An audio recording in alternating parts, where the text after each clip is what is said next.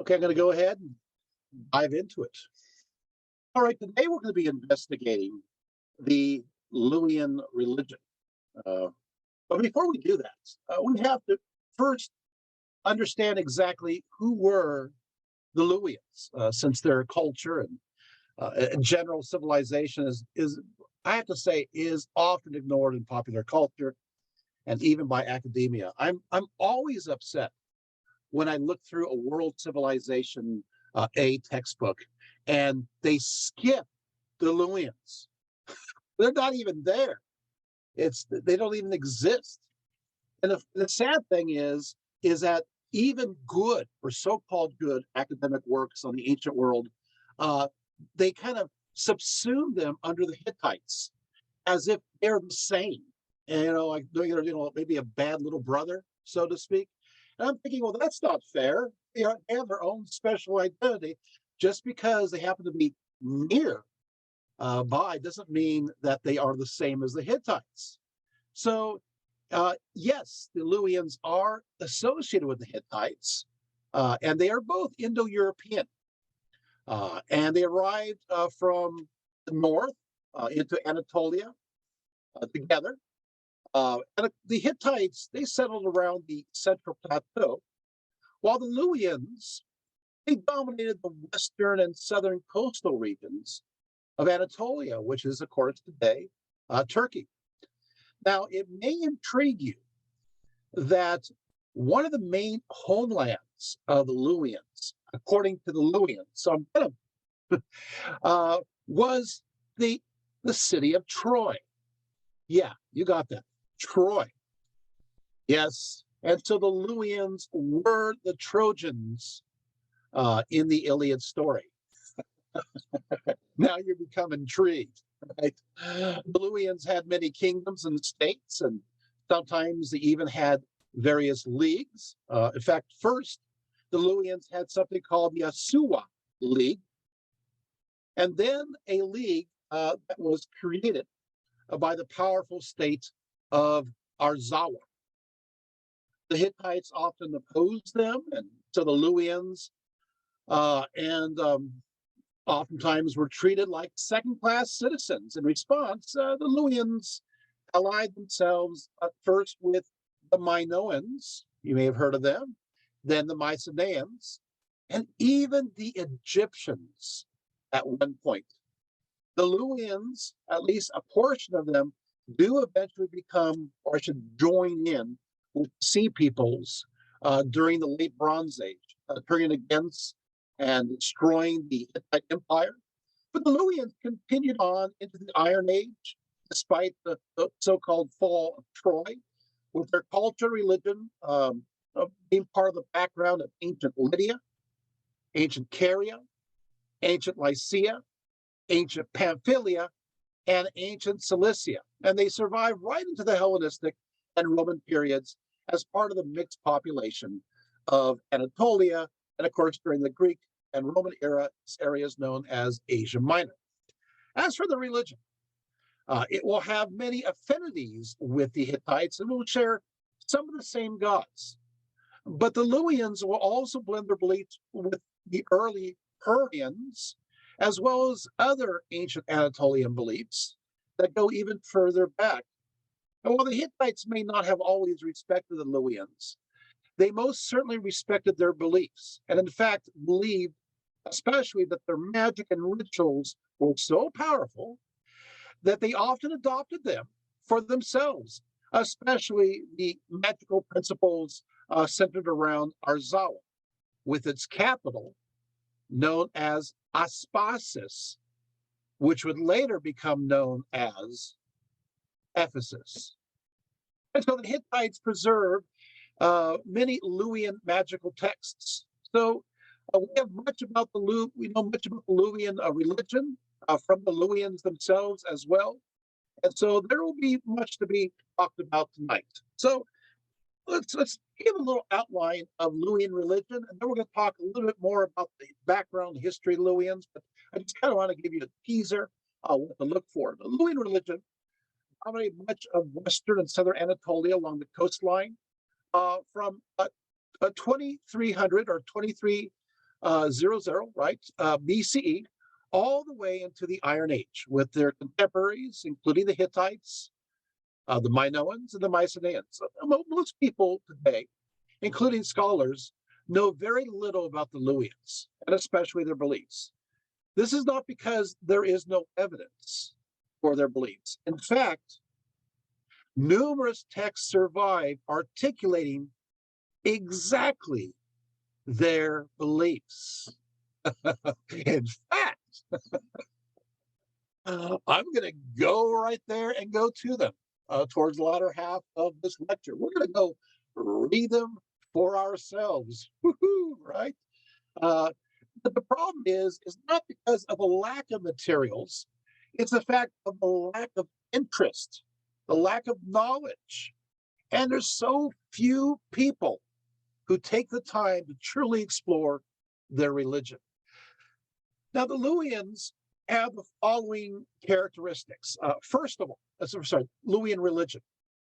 Luwian religion has the following characteristics. First, while it is true that the Luwians certainly have their share of male gods, an interesting aspect of Luwian religion is that sometimes these gods, these very same gods, have a female counterpart in aspect, so that this god could also be a goddess at the same time. So that's interesting. We find the same phenomena amongst the Mycenaeans, for example, as evidenced through linear B texts. Number two, Luwian magic is very preoccupied by what I like to call threshold magic, with various doors and portals and even windows. They're fascinated with doors and windows, described in their text as viewed as places for magical transformation. And in a sense, they are epiphany gateways. These doorways were sometimes temporary gates made out of reeds, but in other cases were quite permanent, carved directly on the side of a mountain, where they can still be found throughout Turkey today. Third, rituals often involve scapegoats or exchanging the negative energy within oneself or the community upon an animal or animals, with this substitution resolving the issue.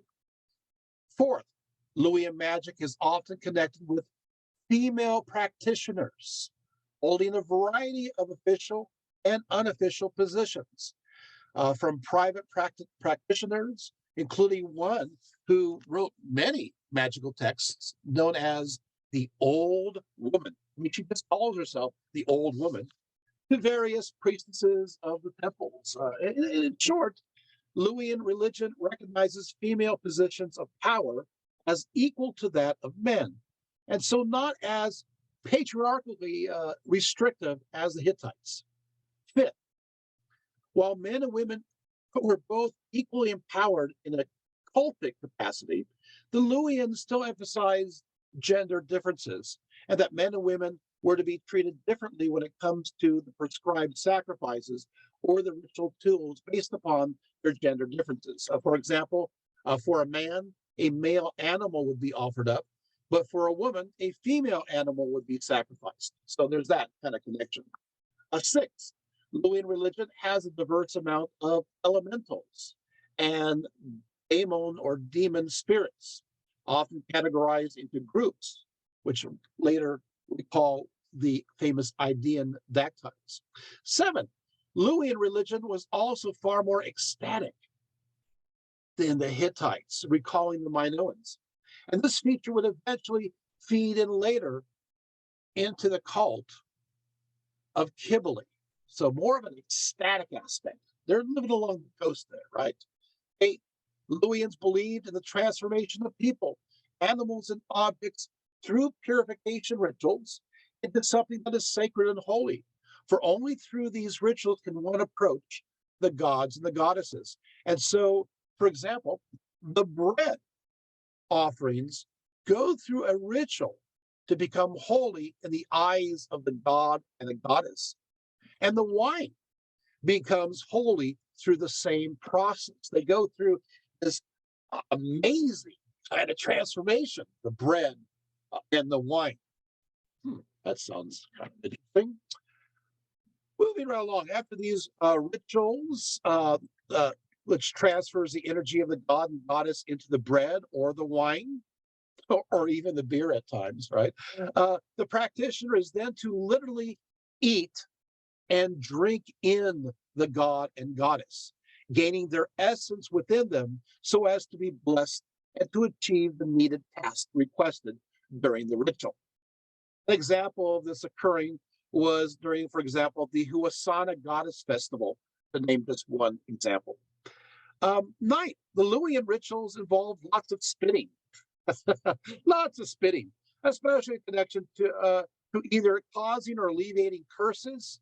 There's even what's called the spitting and waving of the piglet ritual that comes to mind. 10th, the final one. Some of the gods and goddesses we attribute to the Greeks are actually Luwian.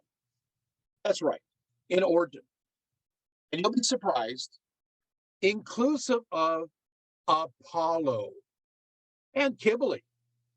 But even Artemis and Leto are influenced by Luwian beliefs as well. So, of course, I'm going to have a fun extra one, right? So the fun extra one, number 11, why not,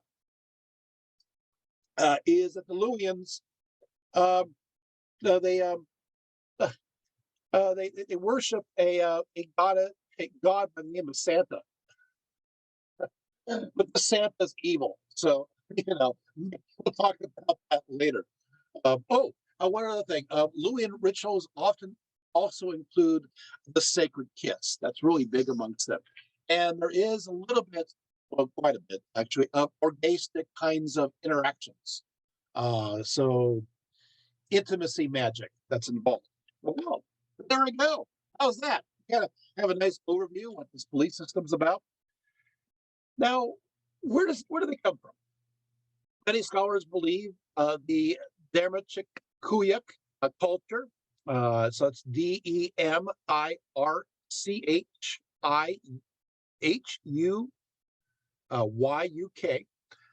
This culture was the beginning of the arrival of the Indo-Europeans in Europe. Anatolia, excuse me. They were this culture, the civilization kind of thrived between 3,500 BCE to 2,500 BCE. So it marked the beginning of the arrival of these Indo-Europeans. What's important about this is that the Luwians then moved around 2,350 BCE. They moved to the area of what is now Troy. And this is where they center their culture for a period of time. So those who spoke Luwian began to spread from the area of Troy throughout Anatolia. And how we trace this is through their pottery. The Luwians make a particular kind of pottery that's known as red slip pottery, and we can watch them as they migrate along the coast. In fact, what's interesting is, while the Hittites, they dominate the plateau, the Luwians, what they do is they dominate the coastlines of Anatolia. So whether it be the western coastline or the southern coastline. What I find is fascinating is aren't the coastal regions the cool place to be? I mean, that's where the beach is, right? And of course, you have all the rivers going into the Aegean Sea and the Mediterranean. And so I mean, it really is great for trade and other things besides that. So, but yes, we know that the Luwians were already a distinct group in northwestern Anatolia. And were a major part of the population of Troy too, between 2,600 BCE to 2,250 BC. We know that already they're taking over. They are the Trojans. The Luwians did view Troy as their homeland and where they originally came from. This is even mentioned on one occasion on the Luwian calendar. known as the Festival of Istanua, which is held in a place known as Sun City. And both the Luwians and Hittites will gather here. Accordingly, during this festival, many thunder songs were sung. And the song of Istunawa, which is the big one, the big theme song, begins with a line, Aha, ata ta'alata oyenta walusata, which means when they came from high Walusa. You're going, wait, Dr. Rietveld, Walusa. I think you'll see here, when they came from high Troy. What's Walusa? Okay, here we go. We're doing the dance now. Okay, so Walusa is Troy. Troy is Walusa. What happened in Luwian, as well as in Mycenaean, is they used to have the W sound. You have the wah. And so it was Walusa. What happened is that after the end of the Bronze Age, going into the Iron Age, in Greek, the wa is lost. The W sound is lost, and it becomes Ilusa. Ilusa. Got it? And so the city becomes known as, from Walusa, it becomes known as Ilusa. You're going, okay, so it's called Troy. Well, it's interesting because the region in which, the specific region around which Walusa and then Ilusa controlled was the area known as the Troyos, which of course becomes known as the Troad. so there it is. And you're going, still, I'm not connecting. Well, then amongst the Greeks and the Romans, it goes to it was Walusa to Ilusa to Ilium. That's where you get the title, the Iliad. And the area controlled was the Troyos, and that becomes known as Troy. So you got kind of confused. What happened is eventually the city of Troy, or I should say the region of Troy, becomes connected to the city that was the main principal city of that region. And then we lose the word Ilium. Are you guys following that? So now let's go back to that text. So when it reads as follows, it goes, when they came from high Walusa, this is the beginning, this is the origin story of the Luwians, and it's coming right from the region of Troy. Of course, there's other evidence too beyond the song, and that is archaeology. Hello, the red slipware, remember, and the kinds of materials that they make. Their settlement patterns, not just the pottery, but other ways of the way they bury their dead, everything else. So we put these all together, and we can trace them as they migrate and they move around. But it looks like they were at Troy. So that means that Troy or Walusa will be referenced a lot. What? Yeah, referenced a lot in their history.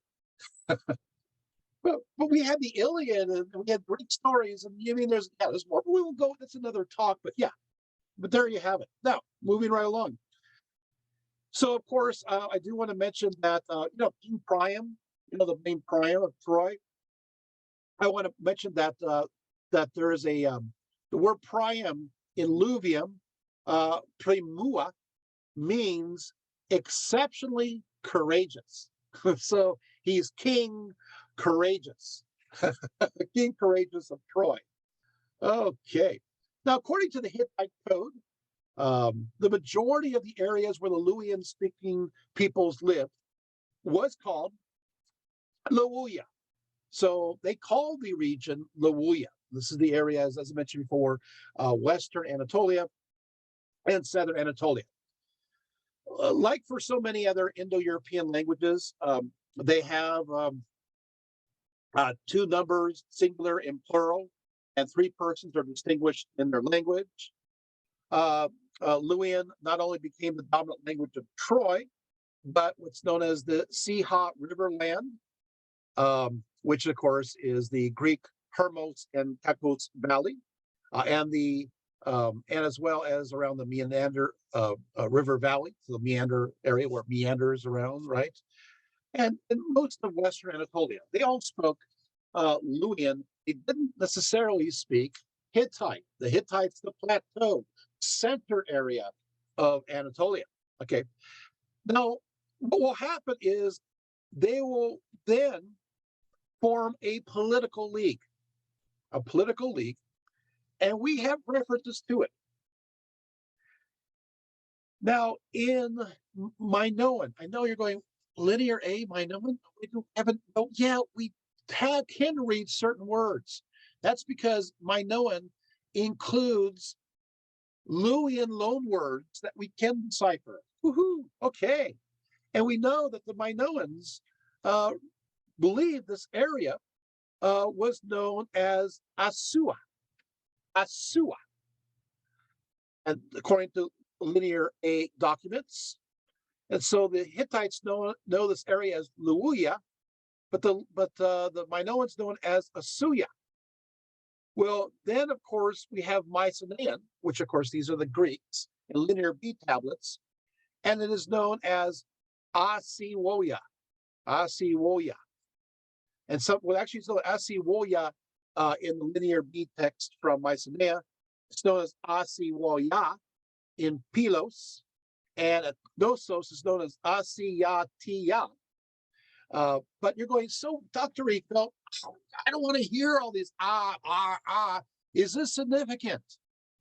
Yeah, you're going to have an aha moment. Oh, okay. Well, listen then. Okay, so you're going, Asuya. Does that sound familiar? Asuya. Asiwoya. And of course, it'll become known as the Asua League. And later on, this word will be Asia. Asia. Asia. That's right. What? You mean the Luwians? The Luwians, the name of their earlier area, territory, gives the name to not only Asia Minor, which of course is connected to Turkey, but the entire continent. Going all the way to China and Japan and Korea. Yeah. Oh, okay. Thank you for taking us through the language. This is worth it now. Yeah, you're probably going to go through the video and go, let's go backwards again. I want to catch that. Throw off your friends like, hey, guess what? I know where the word Asia comes from. There it is. So it is a combination. It's a word that is agreed upon by the Minoans, the Mycenaeans, as well as the Luwians, as well as the Hittites. There it is. Now, according to the Hittite records, the Trojans were the first associated with this Asua League. They were the first, which eventually had 22 members, including the Luka, the Warusa, the Tarusa, and the Karya. But then, of course, there's quite a few others. We won't go through it all, but you get the idea. Now, the Luka, they were a Luwian people, and eventually, of course, they will become split into two groups known as the Lycians and the Lydians, and those are popular areas during the Greek and Roman period of time. Okay, as for the exact region of Asua, it was inclusive of much of northwestern Anatolia, including what is called Lydia, just below, but including the Troad, and north of the state of Arzawa. Okay, the area about Izmir today was the very center of this league.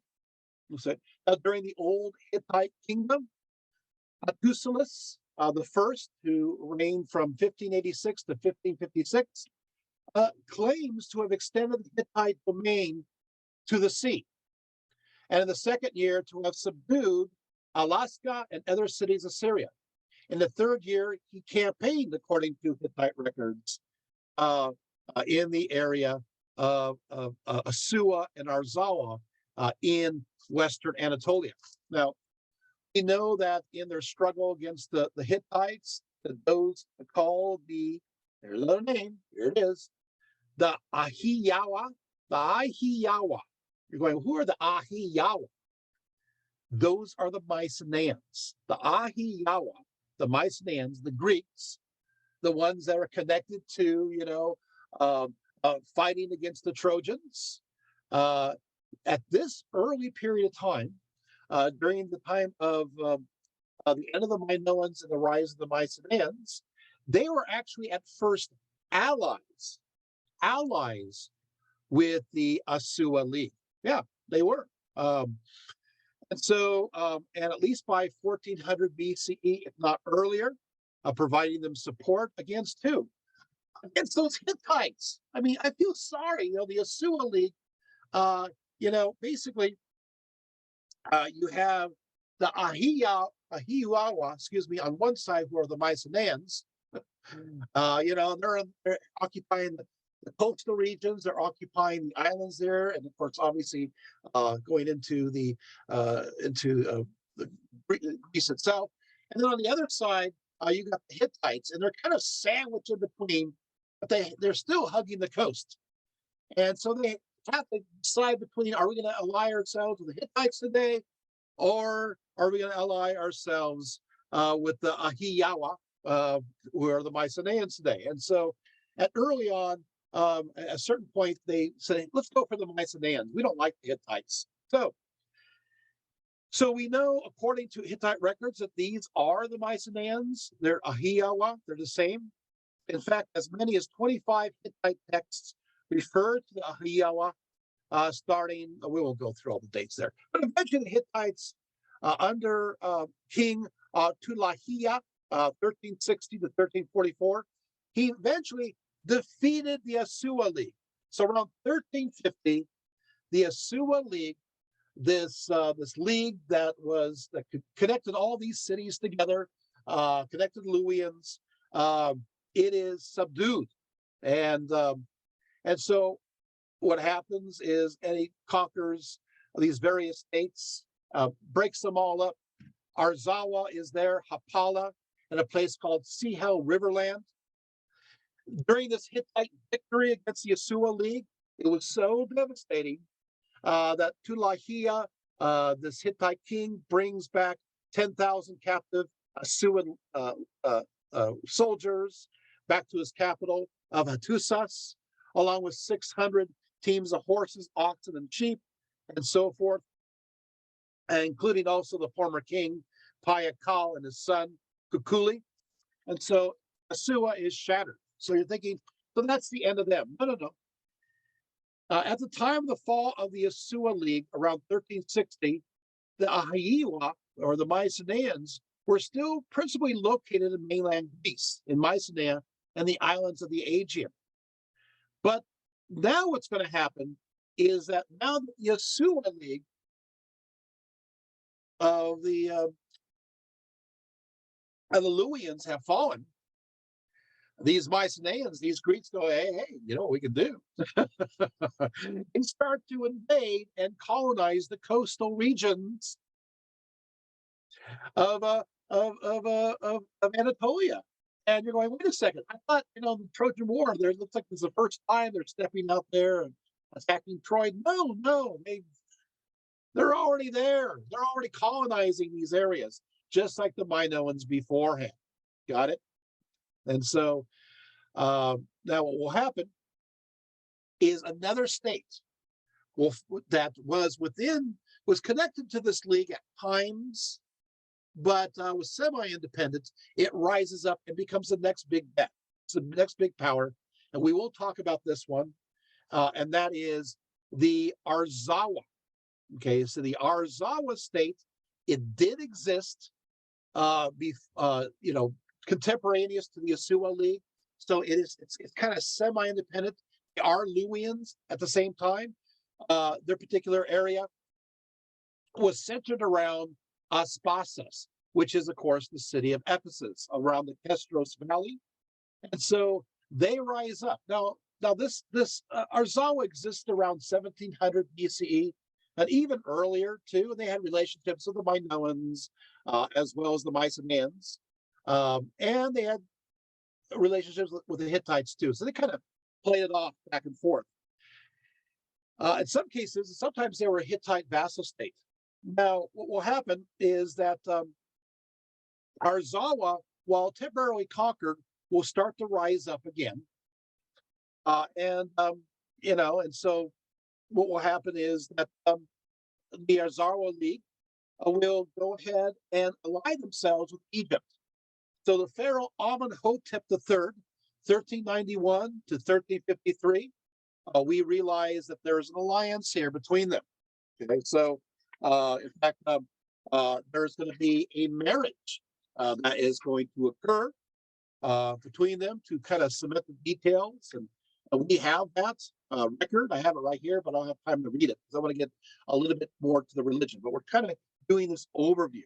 So, but there you have it. Around 1320, Arzawa then forms an anti-Hittite league and starts to, including a place known as Milawanta, which is ancient Miletus, which is along the coast, where, of course, the Ahiiwa or the Mycenaeans had their foot. Okay, and yes, Troy is all part of this conversation. Again, I want to talk about Troy, but that's another talk. So this civilization, here we go. Now we're kind of set the scene. This civilization will go through fits and starts, but it will survive at times into the 1200s BCE. And after the Sea Peoples, aspects of it will continue on into the Iron Age. But here's where it gets so important. We have discovered that along this coastal region, there is as many as 340 large city-like sites that have dotted the region that we have seen from an analysis from outer space. What? Yes, it's mind-boggling. Wait, you're saying there's 340 large city-like sites connected to the Luwians, most of which are not excavated, along the coast of Anatolia, along the coast of Turkey. And yes, and when they have done excavations, they have found records. We have an entire civilization to unpack.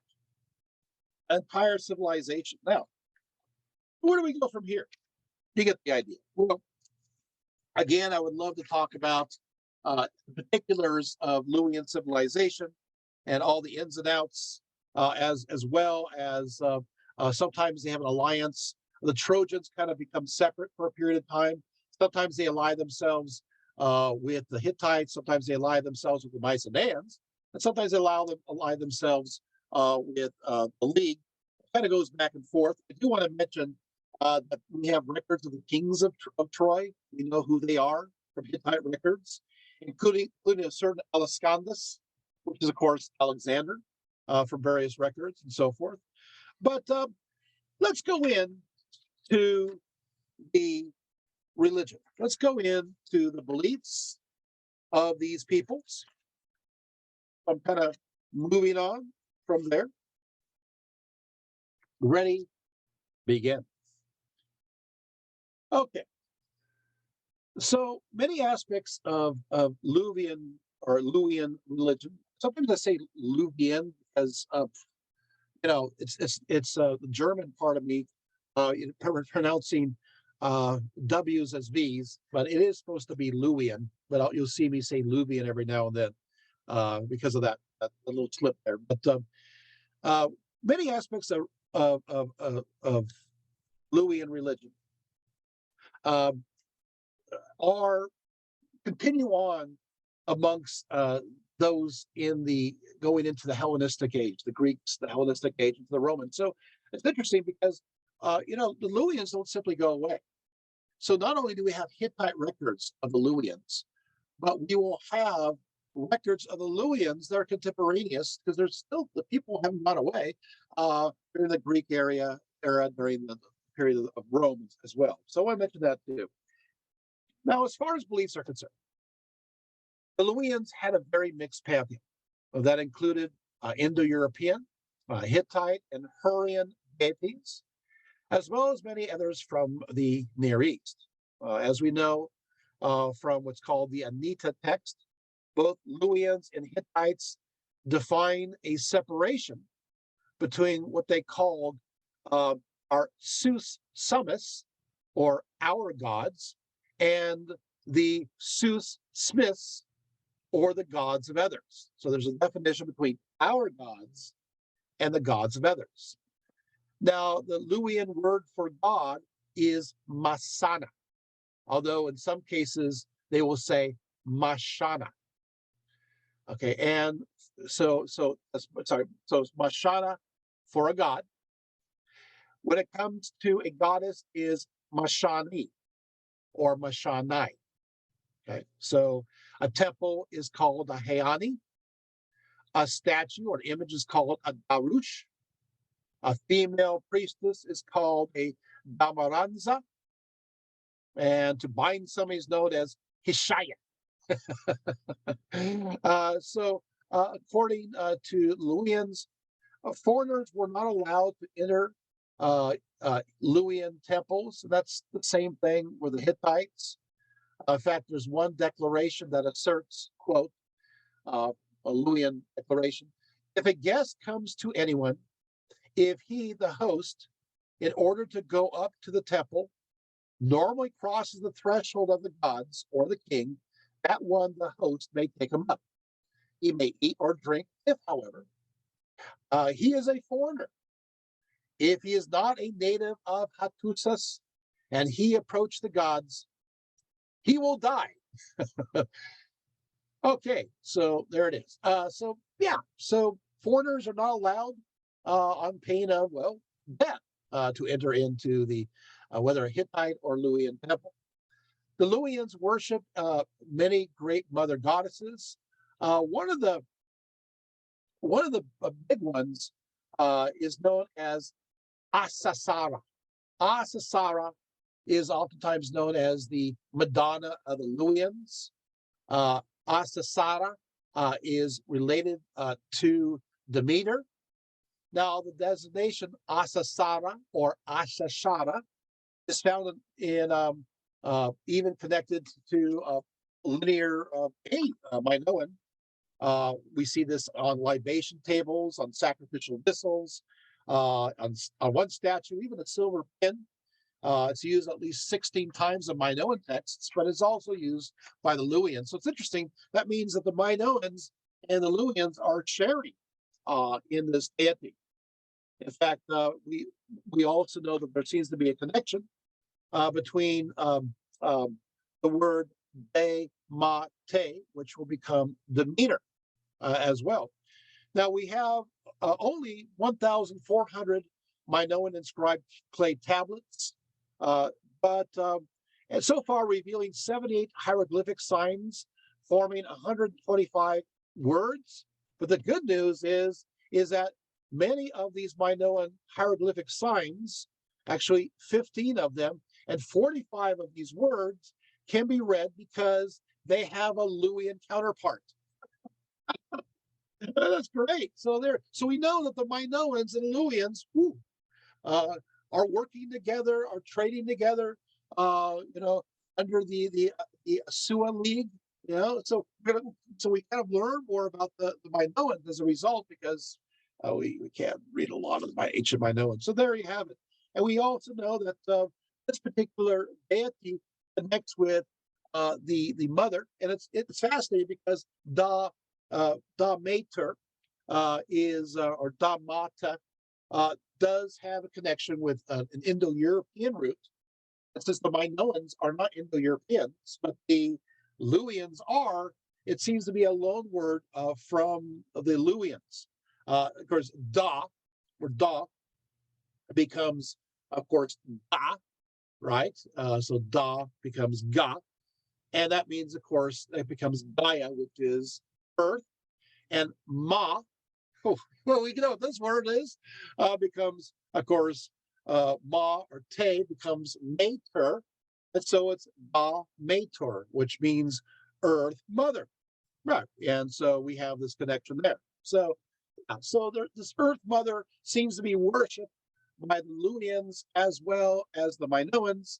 And this will, of course, slip into part of the Mycenaeans as well. So kind of a fun little story there, right? So now the name Asasara or Ashasara is interesting because Ashasara means lady.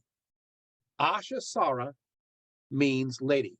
In fact, you say Ashasaras, that means lady. If you say Ashasara Miss, Ashasara Miss, Ashasara Miss, that means my lady. Ashasara Miss. I keep saying that. Ashasara Miss. Ashamaris. Artemis. Oh, oops, what did I just do? I do, right? Oh no. Yeah, you're learning things. Remember, Artemis doesn't have any Greek roots. They always make up ones. And Artemis is indigenous to Anatolia. You mean Artemis and Apollo comes from, yeah, it's shaking you up, isn't it? You can see it now, right? Ashashadamis, my lady. Artemis, my lady. And she's called my lady. Yeah, yeah. And this tradition goes right into the Ephesian inscriptions all the way to the Roman period. And she's known as Our Lady of Ephesus. Wow, mind blown. Boom, right? Oh, let's just keep on going. Okay, so Ashasar. Now there's another. So you have this my lady virgin. No, you do have another mother goddess, but it's a little secret. It's not simply a mother goddess. It needs to be an earlier one. And I'm going to tell you the name, and you're going to have another aha moment as when it comes to connections. I love this. So the name of this mother goddess is known as Hana, right? So it's known as Hana, Hana, Hana, Hana, also known as Hana, Ha, Ha, Ha. I'm actually saying it, yeah. Hana, Hana. And you're thinking, okay, well, that's interesting. So what does Hana mean? Hana means grandmother. Come on. So you have a grandmother goddess. And then you have a mother goddess. I love it. I mean, come on. I mean, leave it to the Luwians to have a grandmother goddess. I think it's time that we had one. So there you have it. So because she's the older one, and so she's got to be grandma. That's how they're figuring things out, right? This is fascinating, right? So, okay, so you got the lady and you got grandma, right? Not always necessarily connected. What will happen is, I won't go into this because this is another talk, but this lady aspect sometimes becomes also connected to a maiden aspect.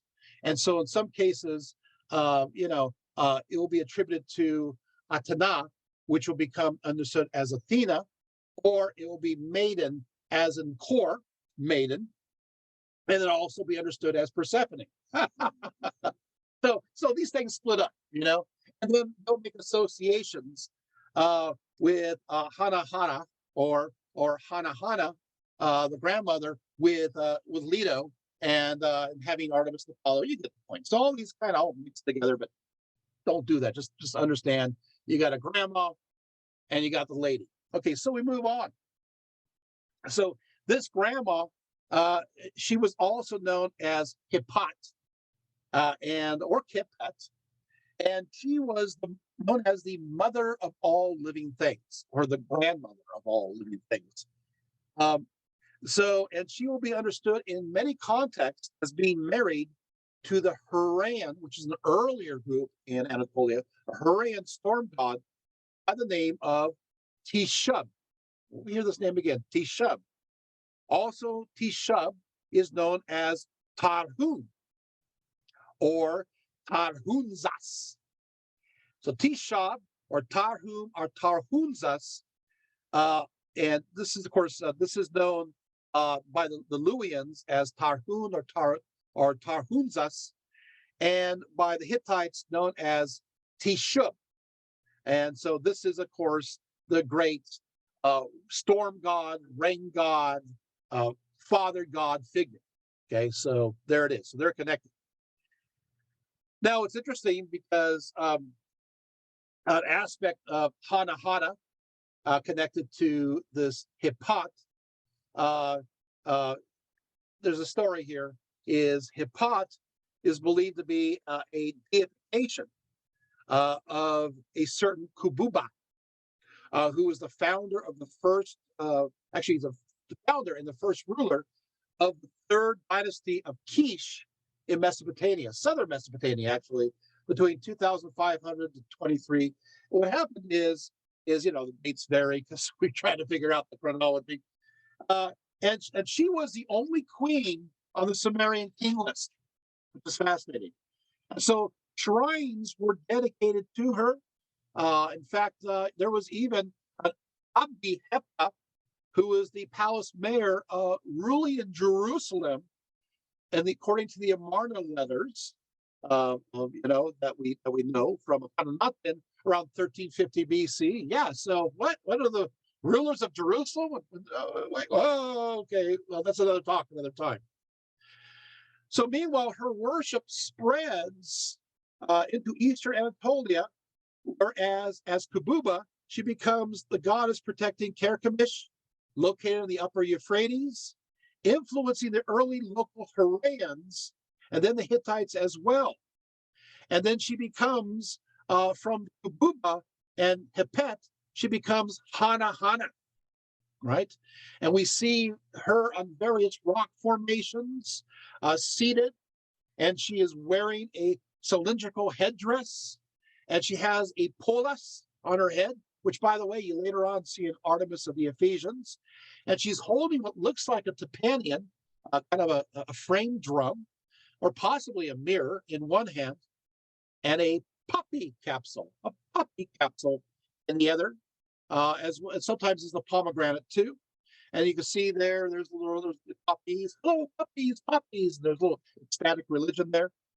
Now, she's understood as, again, Hana Hana. She's also understood as Hepet. She's also understood as Kububa from the name of that the queen on the list.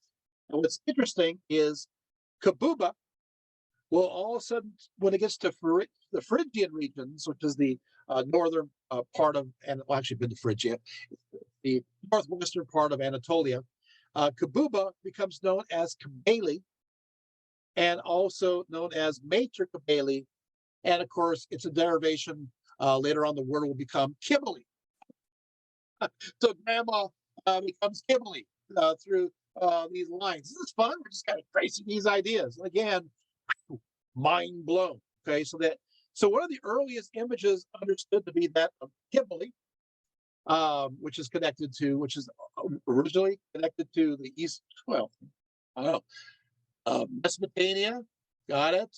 Then to the Hurrians, and then to the Hittites, and then to the Luwians, and one branch goes to the Phrygians, right? This idea splits. But earliest images of this goddess, the mother of gods, or grandmother of gods, I love this, by the ancients, is located upon a rock spur of Mount Sipylus, also known as Spill Mountain.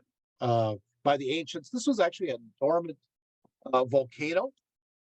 There's some very interesting geographical features. And yes, have I been here?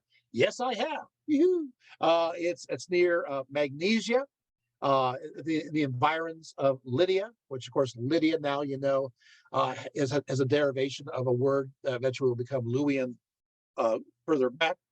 Kibali was believed to occupy this mountain and the region around it. Pausanias, a second century geographer and writer, he writes as follows. He says, the Magnesians who live to the north of Spill Mountain have on the rock Codinus the most ancient of all images of the mother of gods. He says, oh, most ancient. Magnesians say that it was made by Broteus, the son of Tantalus. Broteus was the very unattractive son of Tantalus by Diane. whose sister was Niobe, and the brother was Pelops. Maybe you know this. Unfortunately for Proteus, he was noted for his pride, and when he refused to honor Artemis, the goddess of the hunt, she drove him mad and caused him to burn himself alive. So you don't do that.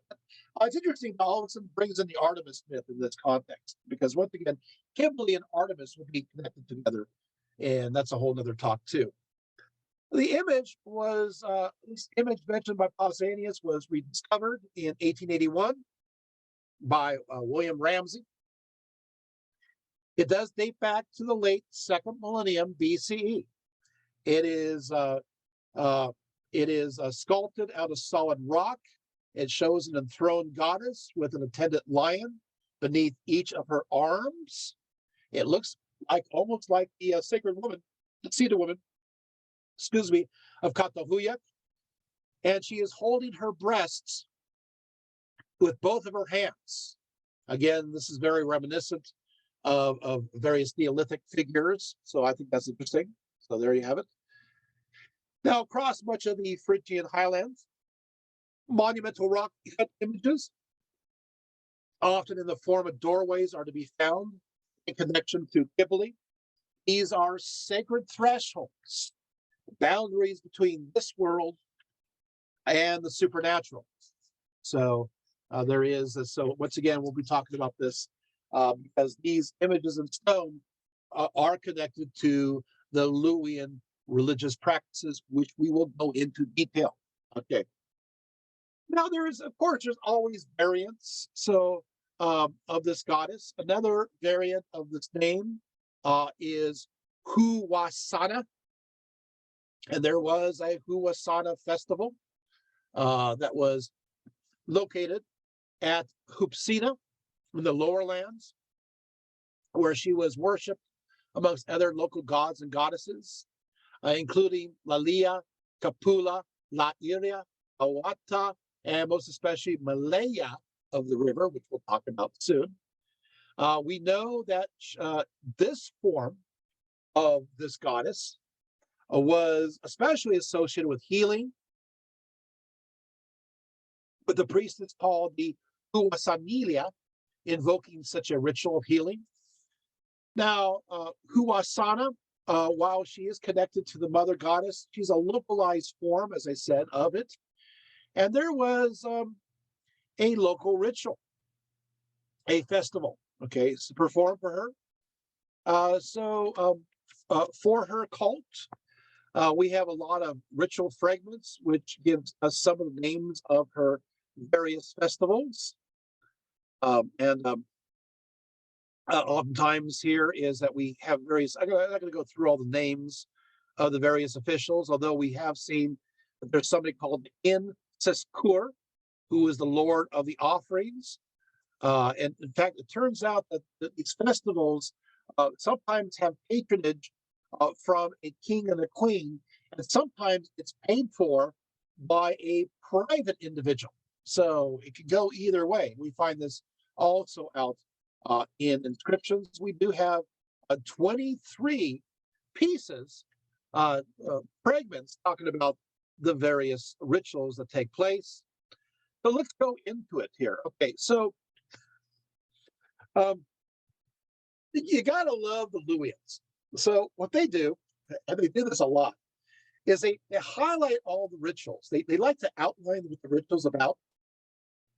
But some aspects of the ritual, like the songs, they'll say, oh, but that's in another text. So it's like, insert here. So they give a nice outline. It's like, oh, here's the outline. Can you flesh it up? Oh, yeah. And they'll actually say, oh, see this tablet for the hymn. It's like, well, I don't have that tablet. Thanks a lot, guys. But I'll give you one of the outlines of the rituals according to the Luwians themselves during this festival. It says, here it is. I'm reading it now. Here it is. It says, make clean. So they do a purification ritual before we'll go through. They clean. Then they drink the holy with wine. So they cleanse themselves. Then they drink the holy with wine. And so the wine itself is believed to have holiness within it. it is sanctified. Of course, the cleaning could also, the way Luwian language works, it also not only mean personal purification, but it also can refer to the cleaning or cleansing of a ritual object as well as the element. So you have the wine. So then they drink the holy with wine. For the first time, they drink Huasana's ladle while seated. So they drink the wine with a ladle while seated, dedicated to this goddess. Got it? Then the singer sings. The singer sings. Oh, that's great. What does he sing? See other tablet. The singer recites. What does the reciter recite? See other tablet. But next they drink muli while seated. So they now drink another alcoholic beverage while seated. So, and then the singer sings, and then the singer recites. Thanks. But then they drink Huasana's inner soul while seated. Whoa, so they're drinking in this goddess according to this primary source. And then the singer sings. You can guess what's probably going to happen next, right? And the singer recites. But then they drink Lalaya's ladle while seated. Okay. The singer sings, the singer recites. But then they drink the great sun god while seated. The singer sings, he does not recite. Thanks a lot. So the sun god doesn't get any kind of little special ritualistic poem there. Thanks a lot. But the goddess does. But then they drink Wata and Kupula while seated. The singer sings, he does not recite. So, hey, looks, you have an outline of a Luwian ritual, directly the order it goes into. If you want to do a reconstruction of it, can we do a reconstruction of it? Of course we can, because yes, in some cases we do have other aspects, stories, mythology and songs that we could kind of try to plug in. We still have lost a lot. And that makes it very difficult. Okay, so what happens now? Okay, so now after that, there is the exchange of the liturgical kiss. Yeah, there's a kiss going on there. All right. Then, of course, what happens after that? Then the priestess and the person on whose behalf the festival takes place, what they do after that, this is good, right? They bow down 3 times, and after that, bread is distributed amongst them. So now they have a bread distribution amongst all of those who take part in the festival. At that moment, everybody shares this sense of community, right? So you have, and the bread, we know from other places, the bread is also believed to have the spirit, it's sanctified by the goddess. They are taking in. So you have the priests, the priestesses, taking in the wine and the other alcoholic beverages, and you have the people taking in the bread. And then they share amongst each others. At that moment, they all share the community with the gods and each other. I'm still reading the inscription, by the way. I was just being descriptive of the general. No. Okay. And then the Ahitra priestess then kiss each other. This kiss is a way to express community with each other and the bonds between one another. Isn't this fun? I promise you details. Here we go. So these are some features of the festival of Huasana. By the way, there are 2 kinds of priestesses mentioned. You have the Muya Wasana and the Muna Salutra.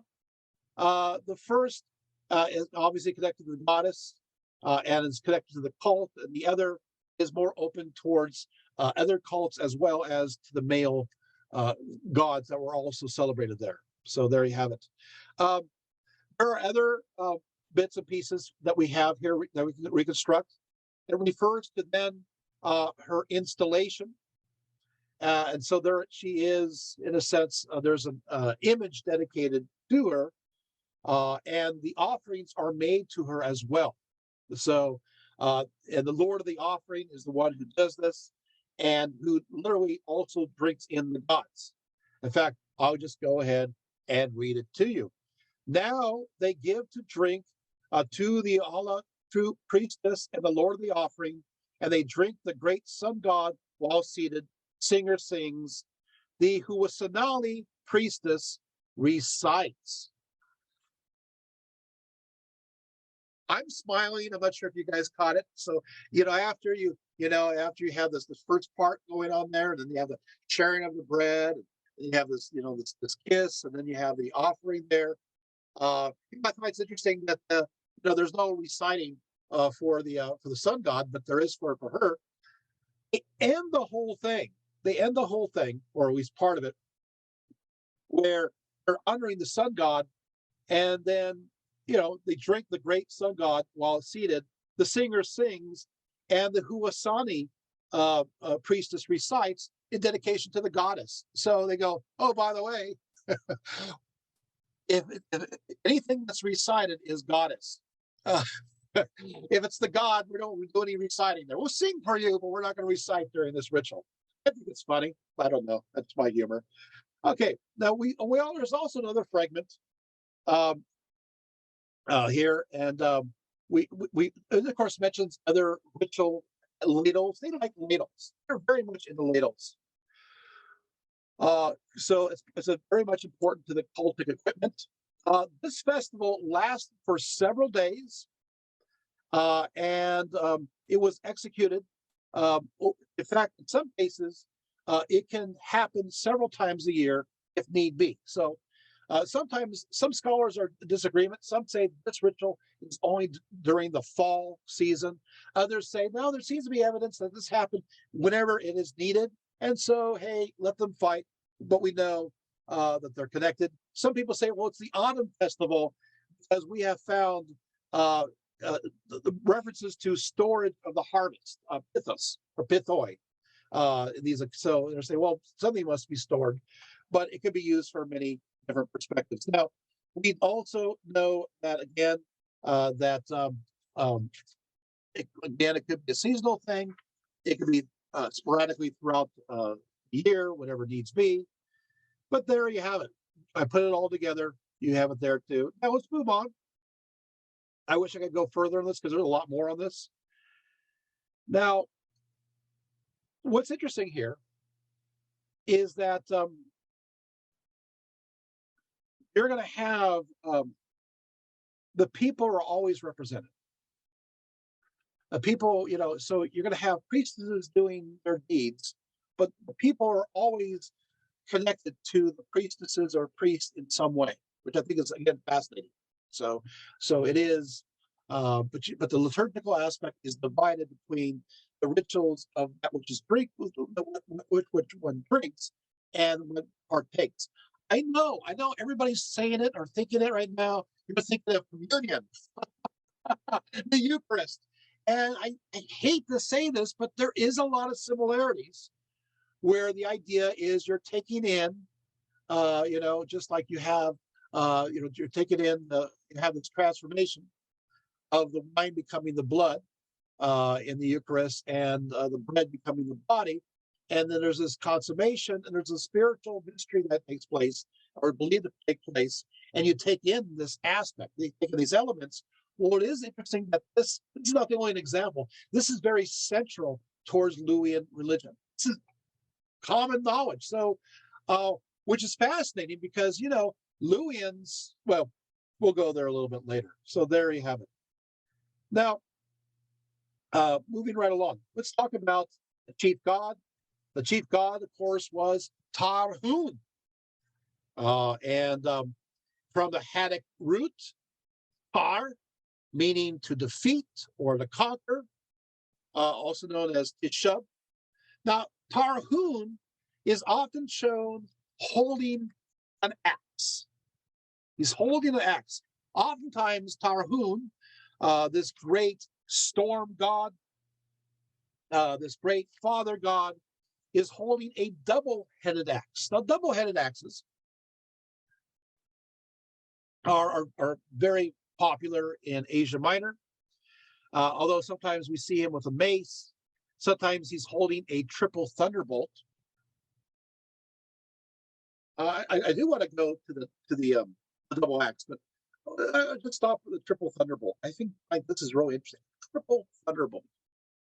The triple thunderbolt, of course, eventually will become a trident, and you're going to see this amongst the other sky gods that go into the Greco-Roman pantheon. Okay, moving on. So let's go with the double axe. The double axe is used both.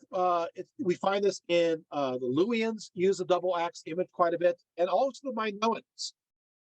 So very central to it. It's these stylized double axes we find in shrines amongst the Minoans. We find this in Cretan homes. We find this image in palaces.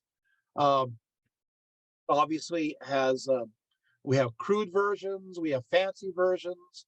One is found in the Dictaean cave, for example. We have ones that are these axes are given as votive offerings in some cases. Sometimes the sacred symbol was set up in a socketed pedestal, so it was independent.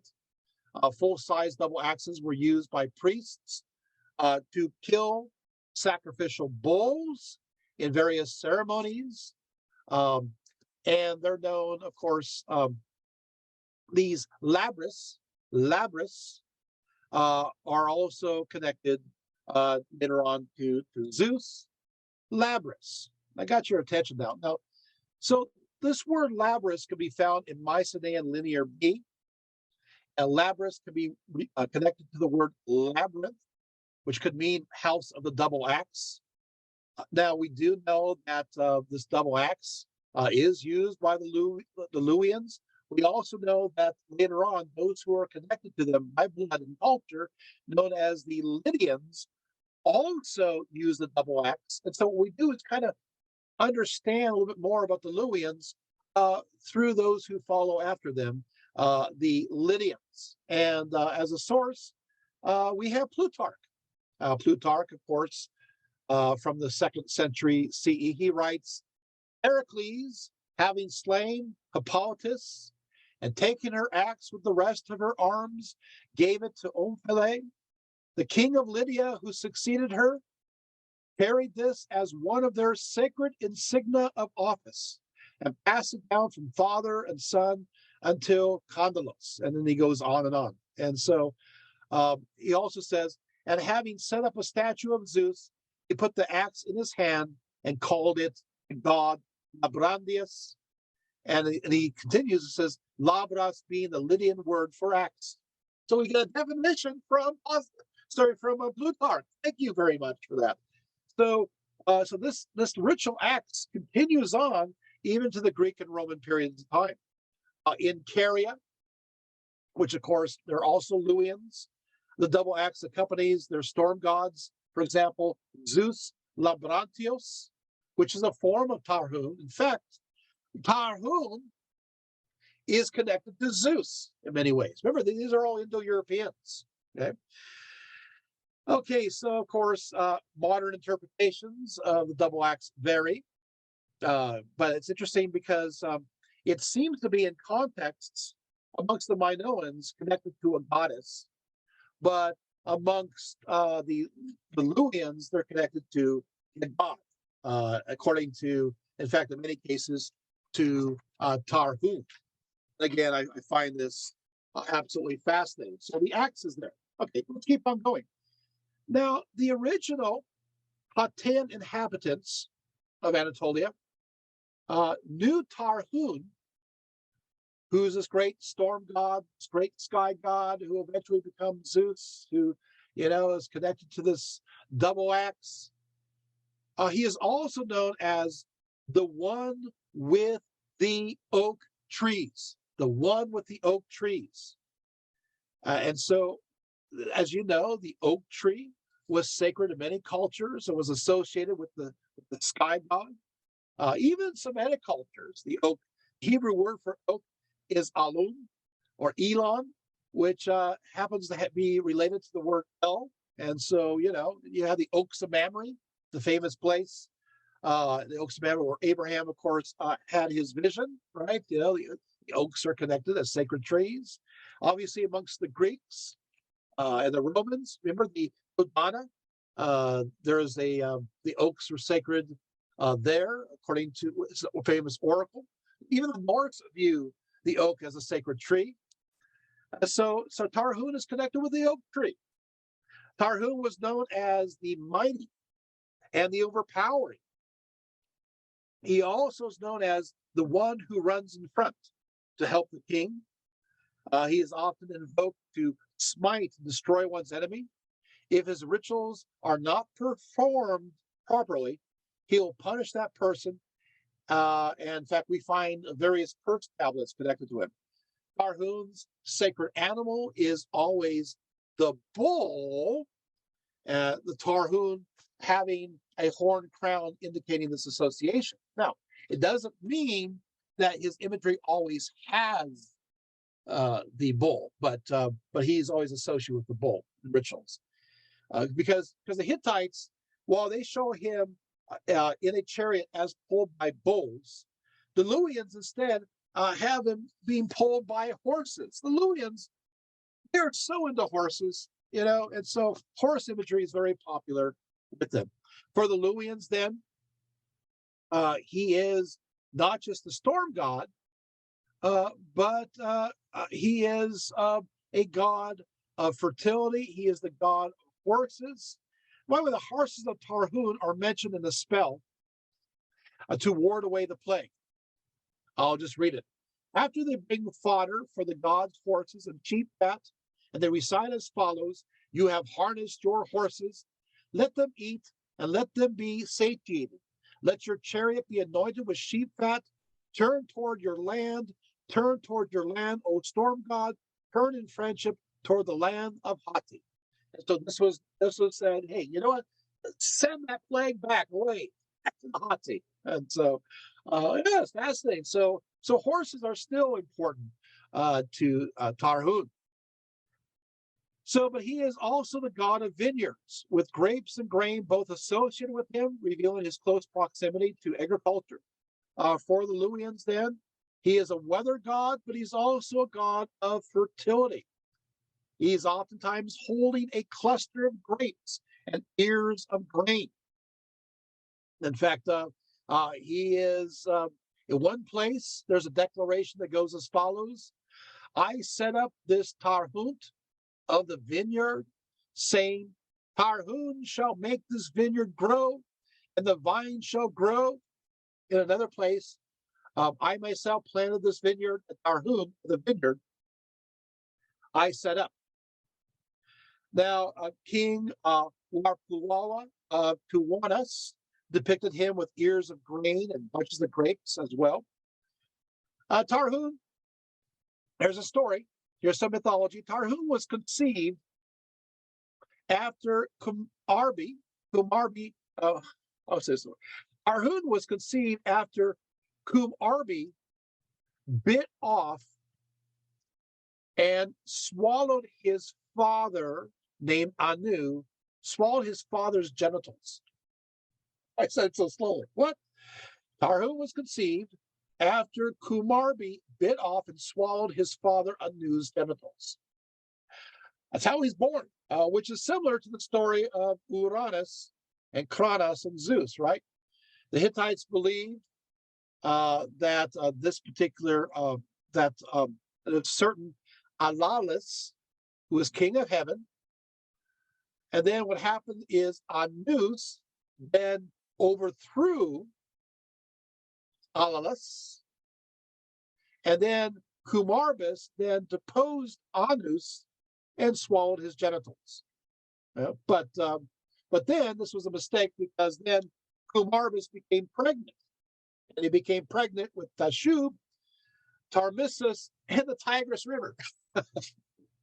Oh, wow. So, yeah, once again, it's the same myth reappeared centuries later. Boeotia, Hestia believed that chaos was king.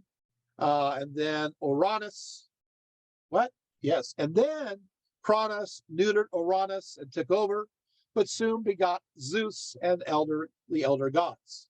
The only difference is that for Hesiod, Cronus's crime was not linked to Cronus's children. So there you have it. Anyway, but one of the central legends or stories connected to Ashub is the act of slaying the dragon Ilyanthus. Now, the story goes as follows. I got to tell you a story. The story goes, once upon a time, there was the storm god, and was fighting the great serpent by the name of Ilyanthus. And they're fighting in the city of Kishkulas. But the serpent actually defeats the storm god. So the defeated storm god then calls together all the gods, because, he's defeated, including his daughter, Inara. And he needs to have some help. So Inara, what she does to try to defeat this great serpent, Ilyanthus, this great dragon, she prepares a feast. And she fills these vats with wine and beer. I got to tell you, you got to love, again, the Luwians, because they're not just beer people. They're wine people and they're beer people. And they have other alcoholic beverages too. They like to drink. Anyway, and they believe the gods like to do the same thing. Lots of drinking going on. But anyway, so she's making these vats full of wine and beer. And then she travels, to the city of Zagorata. And she asks a hero, a hero by the name of Hupasaya to aid her. Hupasaya agrees, but Hupasaya, I don't like Hupasaya. Hupasaya agrees. He says, yeah, I agree. I'm going to do this. I'm going to help you. But I know you're a goddess, Inara, and I want to have sex with you. So if you have sex with me, I'll do whatever you want. Okay. Inara agrees. Sex with a goddess. Never a good idea. So Inara then conceals Hupasaya, hides him away, and invites the serpent and his sons to a feast. The serpent and the sons, they can eat all the food, and they drink, and they become terribly drunk. At that point, Hupasaya emerged from his hiding place, and he bound the serpent with a rope. Whereupon the storm god now arrives, and he slays the serpent. I mean, he's not even there. He's just waiting around.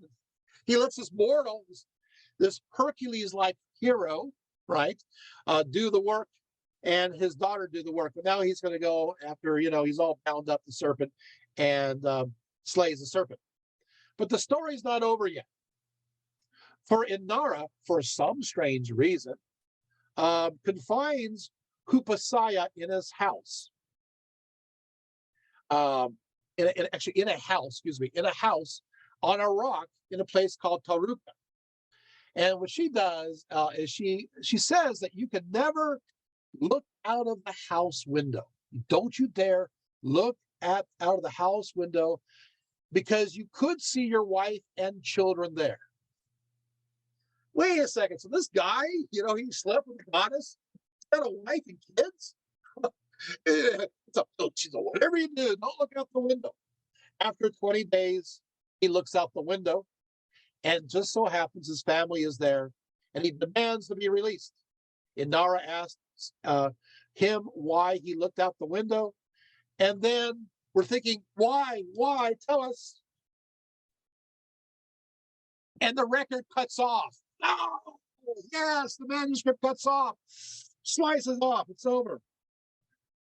Oh, no, I know. It's like you're getting right to the good part. What happened? So you can make up the ending. I'm going to go over time. You know that already. So, but hopefully you're as fascinated with this as I am. So I know it's 9:30, but we're still steaming in there. So I don't have any questions, and I'm going to have to answer them And I'll do that by reading through this, or actually, another myth from the same text.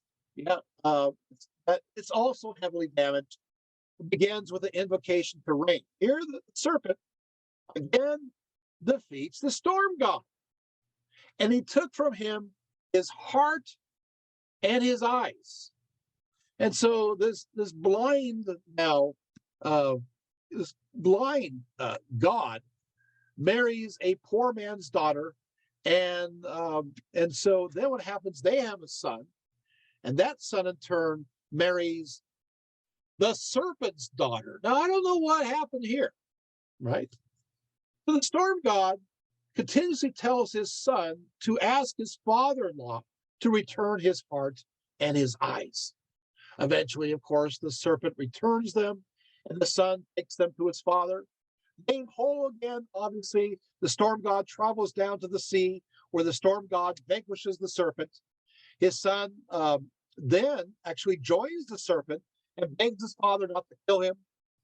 And so, well, but the storm god did, but it takes off. Yeah. Another myth has Tarhun fighting the great sea creature by the name of Idumuma, who's also possibly a snake or a serpent. Now, the storm god of the army is mentioned in the Mutkali second treaty with Walusa, with Troy. And so once again, there's a connection here with the idea of the storm god as connected to the military, connected to the army. According to late Luwian text, Tarhuna gave the king royal power, courage, and marched before him in battle. In later Luwian reliefs, Tarhuna, or known as Tuhunza, is depicted as a bearded god with a short skirt or a kilt and a helmet. Now let's go into another one. Another deity is known as Telepanu. Telepanu, which means exalted son of Tarhun, it is the god proper of agriculture. But in his case, he is the god intended to embody the crops. But he's also connected with the weather in relation to the crops. According to the Telepanu myth, Telepanu disappears, and he causes all fertility to cease, both plant life and animal life. Now, the myth goes, I'm actually have the myth here, that mist sees the windows. I'm going to stop there. Windows again. Now, you're going to see windows and doors are all about this. Yeah, the mist sees the windows. Smoke sees the houses. On the hearth, the logs were stifled. On the altars, the gods were stifled. Which is interesting. The gods are on the altars. The literal depiction of them, right? So again, the direct association, right? Okay. The sheep refused her lamb. The cow refused her calf. So Telepanu is not only connected to agriculture, he is connected to animal fertility as well. Telepanu, I'm still reading the text. Telepanu went off and took away the grain, the fertility of the herds, growth, plenty, and the satiety into the wilderness, to the meadow and to the moor. Humans and gods perish from hunger. So what's going to happen now? Telepanu disappears. In order to stop the havoc and devastation, the gods seek Telepanu, but they fail. They can't find him. So Hana, hey, we have Hana, grandma goddess, the mother goddess. She sends a bee to find him. And when the bee did, it stings Telepanu and smears wax on him. And the god becomes really angry. He begins to wreak destruction upon the earth.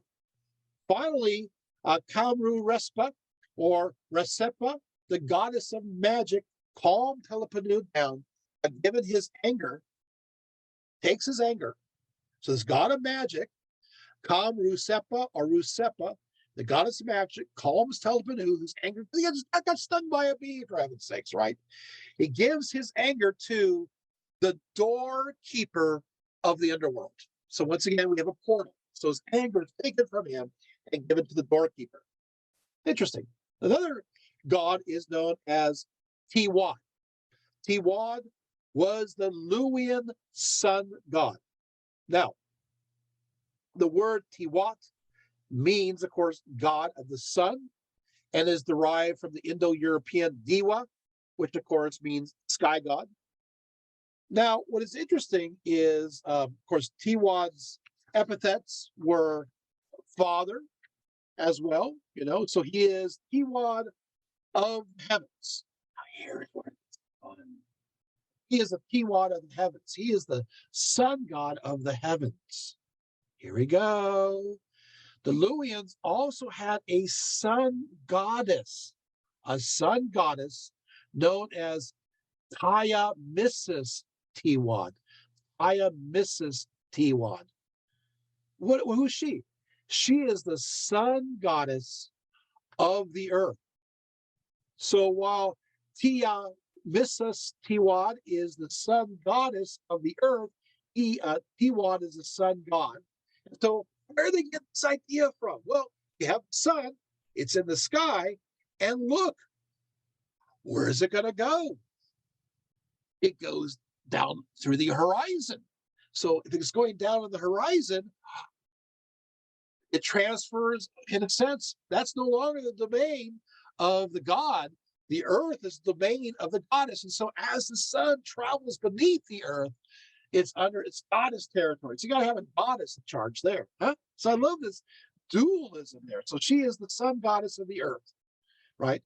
So it's interesting. They are invoked together by this famous writer who just calls herself the Old Woman.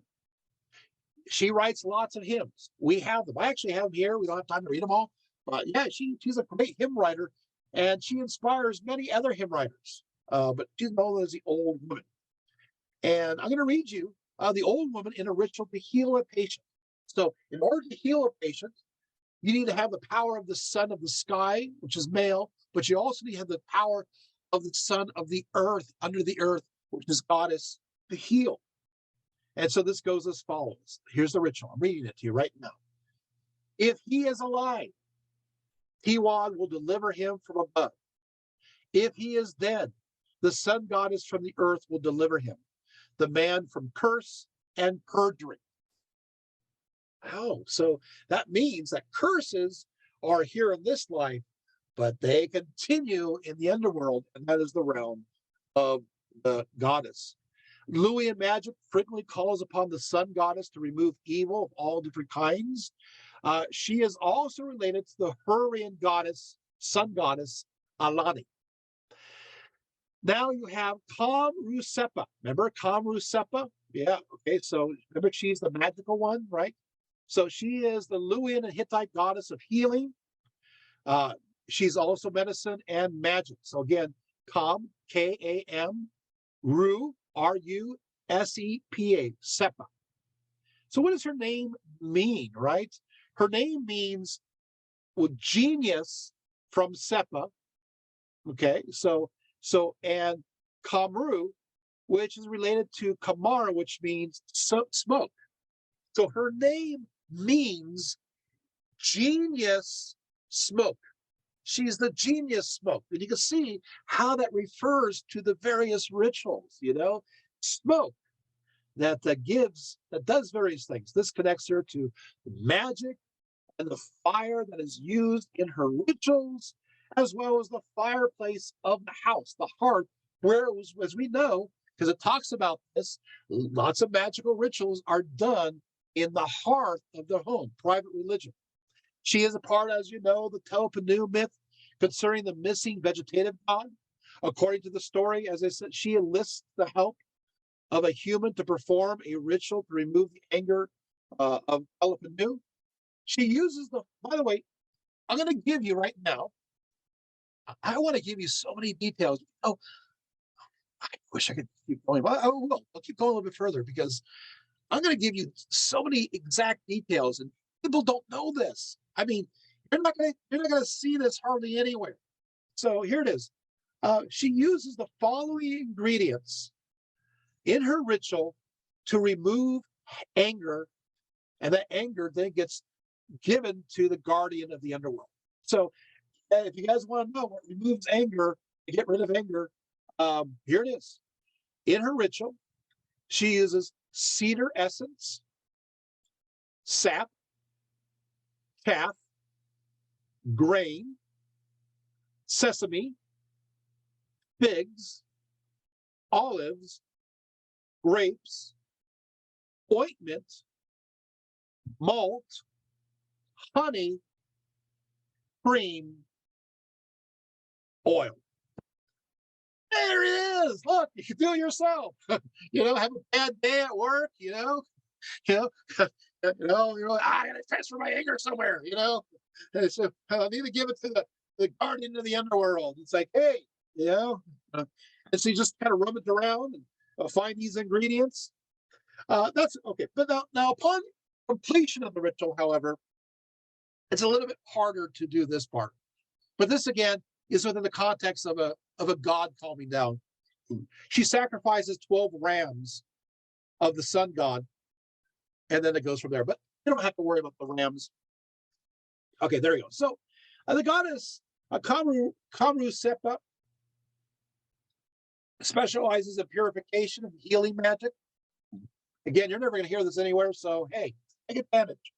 Her spell of fire is recited over illnesses of the head to turn that which inflicts the person in the smoke. By the way, it's interesting. While they're very holistic, we can talk about that. The holistic, the whole body, treat the whole body. There seems to be something special about the spirit of the head, and then as separate from the body. And this, of course, goes back to the earlier ideas that the spirit was within the head. The goddess is also in charge of the household, focusing upon protecting mothers in childbirth. Her magic words are pronounced as the baby is born. So you say her magic words as the baby is born. Then the goddess acts in the capacity of a midwife. The midwife, I got to tell you this. This is great. You'll love this.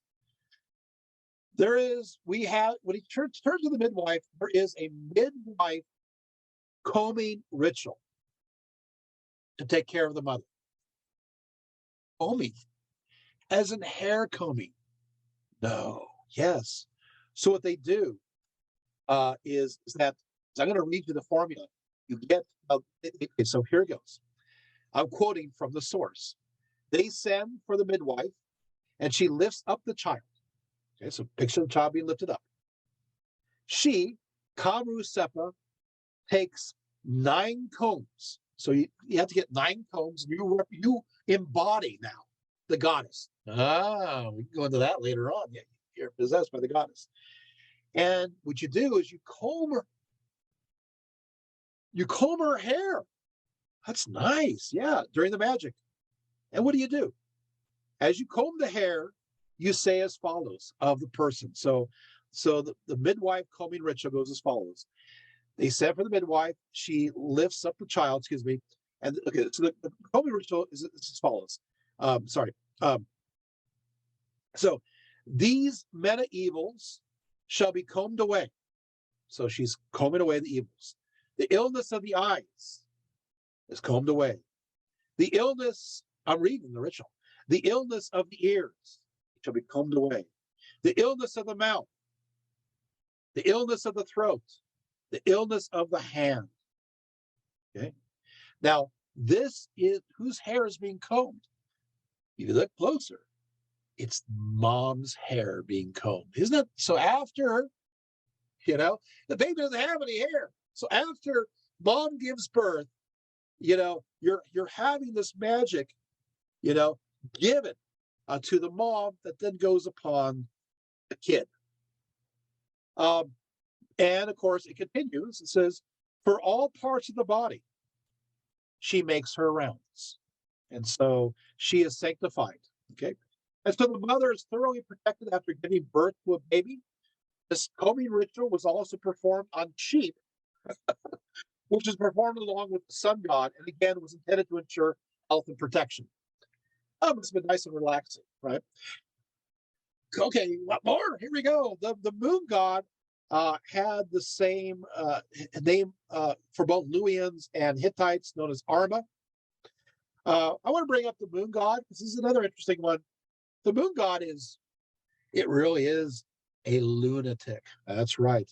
You see, the Arma is a moon god, but also Arma can also be a moon goddess, a moon god, a moon goddess. Both, yeah, god, goddess, once again.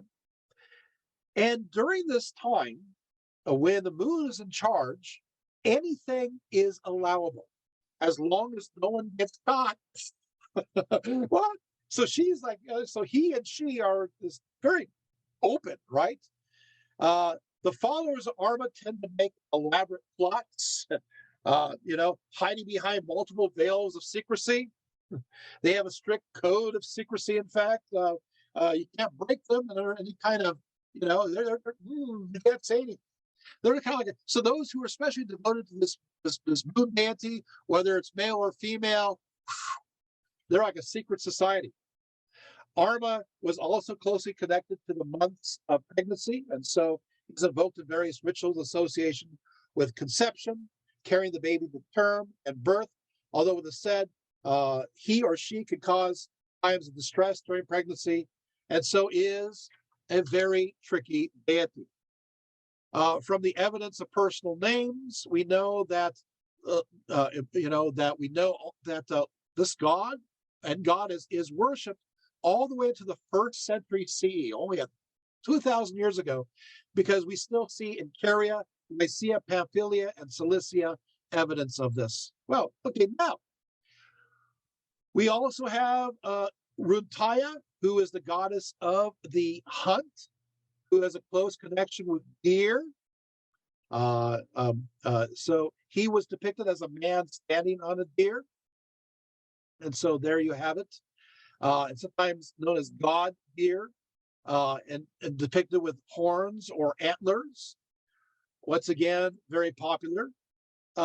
He was treated as a protective deity, connected to hunting. His sacrifices were gazelles, and he rewarded the worshiper for these gifts with success in hunting. We also have Lady Allah. Of course, Lady Allah means high, so Lady High. And we know that she's very important too. This goddess was Allah. It's interesting, you can see the connection there too. This goddess, Allah, was generally worshipped with the god of the meadow. This god of the meadow is known as Inara. So Allah and Inara were worshipped together. But she was oftentimes known as Allah. These are words dedicated to her. They're just known as Allah of the animal world, Allah of the quiver, Allah of the bow. She's also known as Allah of the mountains, Allah of all rivers, Allah of health, Allah the mild. She was a goddess of healing and health as well, who brings on the harvest, Allah, and sometimes she's known as Alamis. So she's Alamis, and again, we go, well, this easily becomes Artemis too. I know. See, all these strains are kind of coming together. In the Iron Age, however, she merges with the goddess Kububa. In fact, we know from Campania, excuse me, she's known as Lady Ala Kubaba. So there you have it. So yeah, there's another goddess by the name of Malaya. Malaya, she is the mother of wine and grain. So what happens is she's described as being in the form of a woman, and offerings are made along rivers and along mountains dedicated to her. Malaya is sometimes viewed in the plural, being two goddesses sometimes at the same time, and invoked to revive vineyards that were deemed unfertile. You have another god by the name of Apoluna. Apoluna was the god invoked by the king Alessandrus of the city of Lalusa, which is Troy. And he is called on to secure this treaty with the Hittites. So this Apoluna is described as the storm god of the army. Apollonius, of course, is Apollo. That's right. Apollo is worshipped at Troy, which kind of makes sense, right? Because, Apollo was on the side of the Trojans, was he not? And he is indeed understood as the great divine warrior for the Trojans. And we have to remember it is Apollo who helps to kill Paris. I'm sorry, helps Paris to kill Achilles. Excuse me. The name, of course, compares well with Cypriot or Cyprus Apollon, the Doric Apollon, and so it has this feeling of, well, the root could mean the one who entraps, and the one who entraps could easily be connected to the idea of being a hunter. But what's interesting is earlier on, he's also connected with plagues, to the Hurrian plague god Apollo, who is the deity of the plague, and so will be worshipped as also Smithian Apollo, who's connected to also mice, and who are connected to plagues and so forth. So there you have it, and we see connections there. I can go on forever with this one. We have also connections with Lada. I want to mention just a few others, right? But thank you, young men, for being here. We're going to get to some of the group ones. We also know that we have a series of goddesses or gods called Inerwantis, who took over various tasks of protector deities, right? So, but I want to mention another Luwian god that's connected to these collectives of deities, and his name is Santa. Santa. They worship Santa. Santa is known to, he's a rather dark deity, and he's attended by these gods by the known as Inerwantis, also known as Anerwanizi, and these attendants. So they're not. I know we're thinking, are they little cute little servants of Santa? Well, no, they wear bloody clothes. They have tied up sashes, and hold daggers, and have bows and arrows, and are kind of mean and connected to plagues. Oh no! All right, so much for Santa's happy workshop. Santa was the death-bringing god, and he's also known as the war god. He's known to be consistently angry in his various depictions.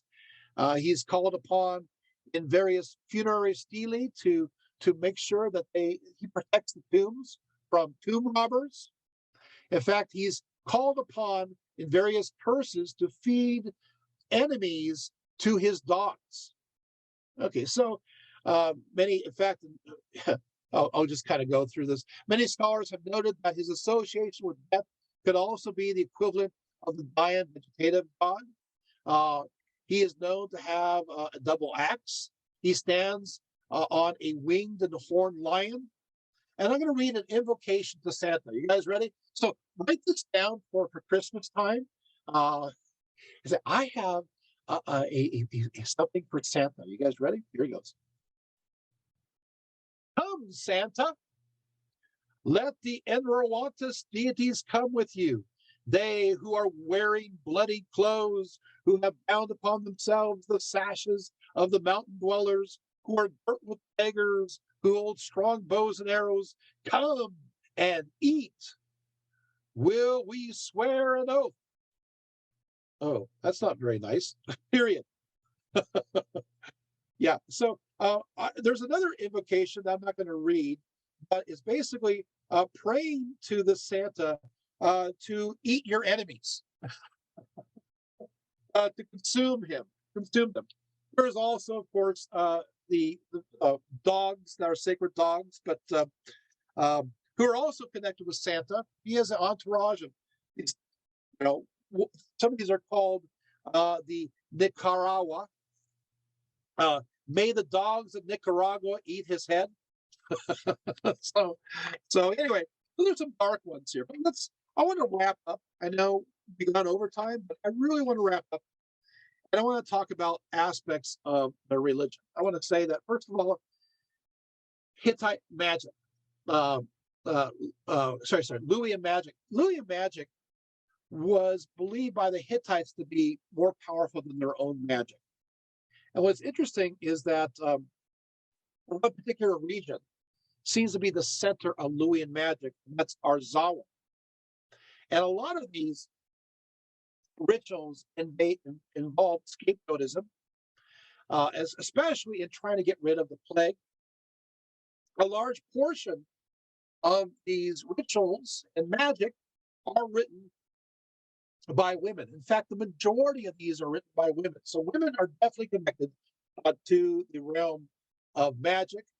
These female practitioners are the ones who serve the needs of private persons. So, in fact, there is a one particular spell of that is against sorcery and is attributed to a certain Ali. And so the ritual of Ali goes as follows. The ritual of Ali, which turns against sorcery, is performed to purify the bewitched patient and to return the impurities to the person who caused the state of bewitchment. So what happens is this, is that whatever evil magic has been done to you, this ritual will then take that evil magic and give it all back to the other person who gave it out in the first place. So there you have it. That's kind of interesting. Moving right along here, I'm kind of skipping through things. Here we go. All right, skip that too. Sorry, I want to make sure that we have here. Okay, the scapegoat rituals. Let's go to scapegoat rituals. Let's go to the ritual of Zarpaya. The ritual of Zarpaya goes as follows. I'm going through it now. The first half of the ritual involves an oath taking on the part of the participants. This is followed by the second half, which involves a scapegoat ritual of sorts. The human scapegoat in this case are 9 young boys. And and so the theme, of course, connects to, of course, a ritual directed to Santa, the Luwian god of death, and the Arawantis, a group of deities who usually connect to about 9 in number, who are earthbound protector deities with demonic qualities. And I have it here. And what I think is interesting is that this ritual begins as follows. It speaks of a plague in the land. And so the head of each household gives permission for the person who's going to officiate the ritual to enact a certain ritual to protect them, most of which refers to hanging various items from a peg placed onto the front gate of the house. And I have it right here. So what are the stuff that are on this peg? Here it is. I hang up a hoopla of bronze, a shaggy lion skin, a footstool of basalt, a footstool of lapis, the paw is strong of a bear, a paw of a wild goat, and of a black wool and red wool and yellow wool, and the sinews of a dog, right, is on one peg. First and foremost, in front of that side, he hits the apricot wood peg into the gate. And so you go, so there is basically, apparently there's a bag of stuff that I just mentioned, these ingredients, as put into a peg. The peg is pegged into the gate. Now, guess what? There is another peg that's put in, and this is what's in the bag. This peg is so basically you have the peg hanging, and you have the peg, and another one that's put onto the gate. And this is the ingredients into the gate. He hangs a cooked kugaloo of barley flour, a kugaloo of barley, a harutu of barley flour. These are measurements, and 1 jug of wine. And then also he hangs another jug of wine and barley flour on the other side. So they put these on there, they implant these, and then what happens from there is they go into the courtyard. So the assumption is, you got to understand how these houses are built. You have a front gate, and you have a courtyard, and then you have the house behind it. So you put these pegs on either side of this gate. You enter into the courtyard, and what do you do there? According to this, you set up an axe of bronze. You also set up a warm bread, thick bread with cheese, and a dagger, a strung bow, and an arrow. And this is placed upon a table in the courtyard. Wow. Then down in front of the wicker table, he places a poor vessel of wine, and also a drinking a pitcher of drinking beer. And then they bring in 1 billy goat, and the master of the estate libates it with wine before the table for Santas. Then he holds out the bronze axe and says as follows: "Come, Santa, let the Enwatas deities come with you, they who are wearing bloody clothes, who have bound on themselves the sashes of the mountain dwellers, and who girt with daggers, strung with bows and arrows. Come and eat." And when he has finished speaking, he places the bronze axe down on the table, and they slit the throat of the billy goat.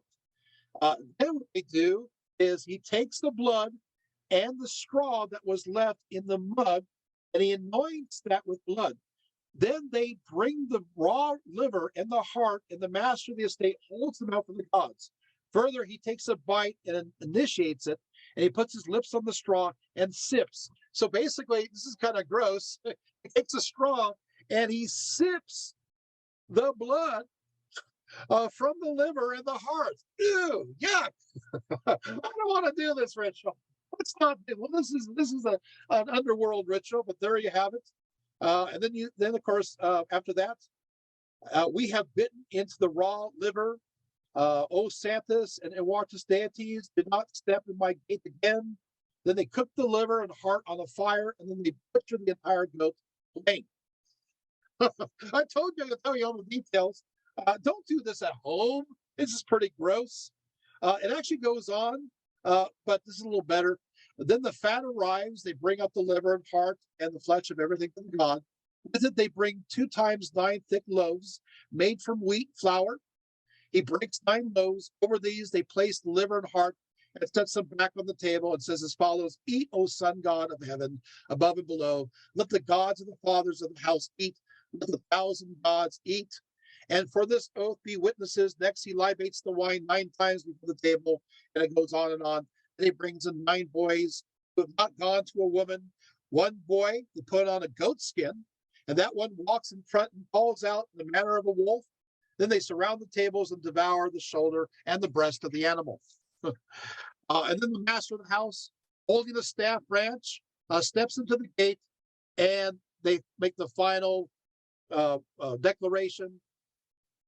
And let the door shut out evil and keep in good. And they say this: let the door shut out evil and let keep in the good. And they do that over and over again. Oh, now you know too much. And then, of course, you have also a donkey substitution spell as well, which is, I think, is interesting here. Here is that I know you're worried about the kid in the goat skin. Nothing happens to the boy in the goat skin. There's no human sacrifice there. But I know you kind of worry about that a little bit because, but there, the substitution, what happens is the goat is that they go as follows. So how it works is the disease that you have through a magical ritual, via the Lord of the ritual, is then transferred over to the poor donkey who's substituted for it. And I'm going to read the ritual. They, disease, shall receive them, the 12 parts of this human being, those which are of divine origin, and those which are caused by evil magic, and they shall follow the 12 body parts of the donkey. They shall keep drinking the blood of the donkey. They shall keep eating its fat. They shall keep cutting off its sinews, and they shall keep breaking its bone. And so what happens is they do this ritual, and they transfer the disease or the illness, whatever it is that's ailing that person, but all parts of the body, because they see the body is all connected, and they transfer through the magic to the goat. And they say, therefore, the gods of disease, of famine and disease, will then focus on the goat instead of the human. So it's a transfer. So, okay, I'm going to close with 3 more thoughts. So here is 3 more thoughts. Here it is. There is what is called the Paskuwati ritual. This is a rite designed to help a man overcome sexual impotence. You guys ready? So here's the remedy.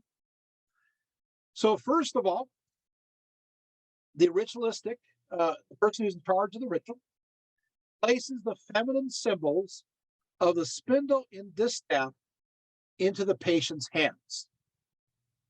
Next, the man, I'm reading the inscription, walks under a gate that she, who is the person who's doing this ritual, has constructed out of reeds.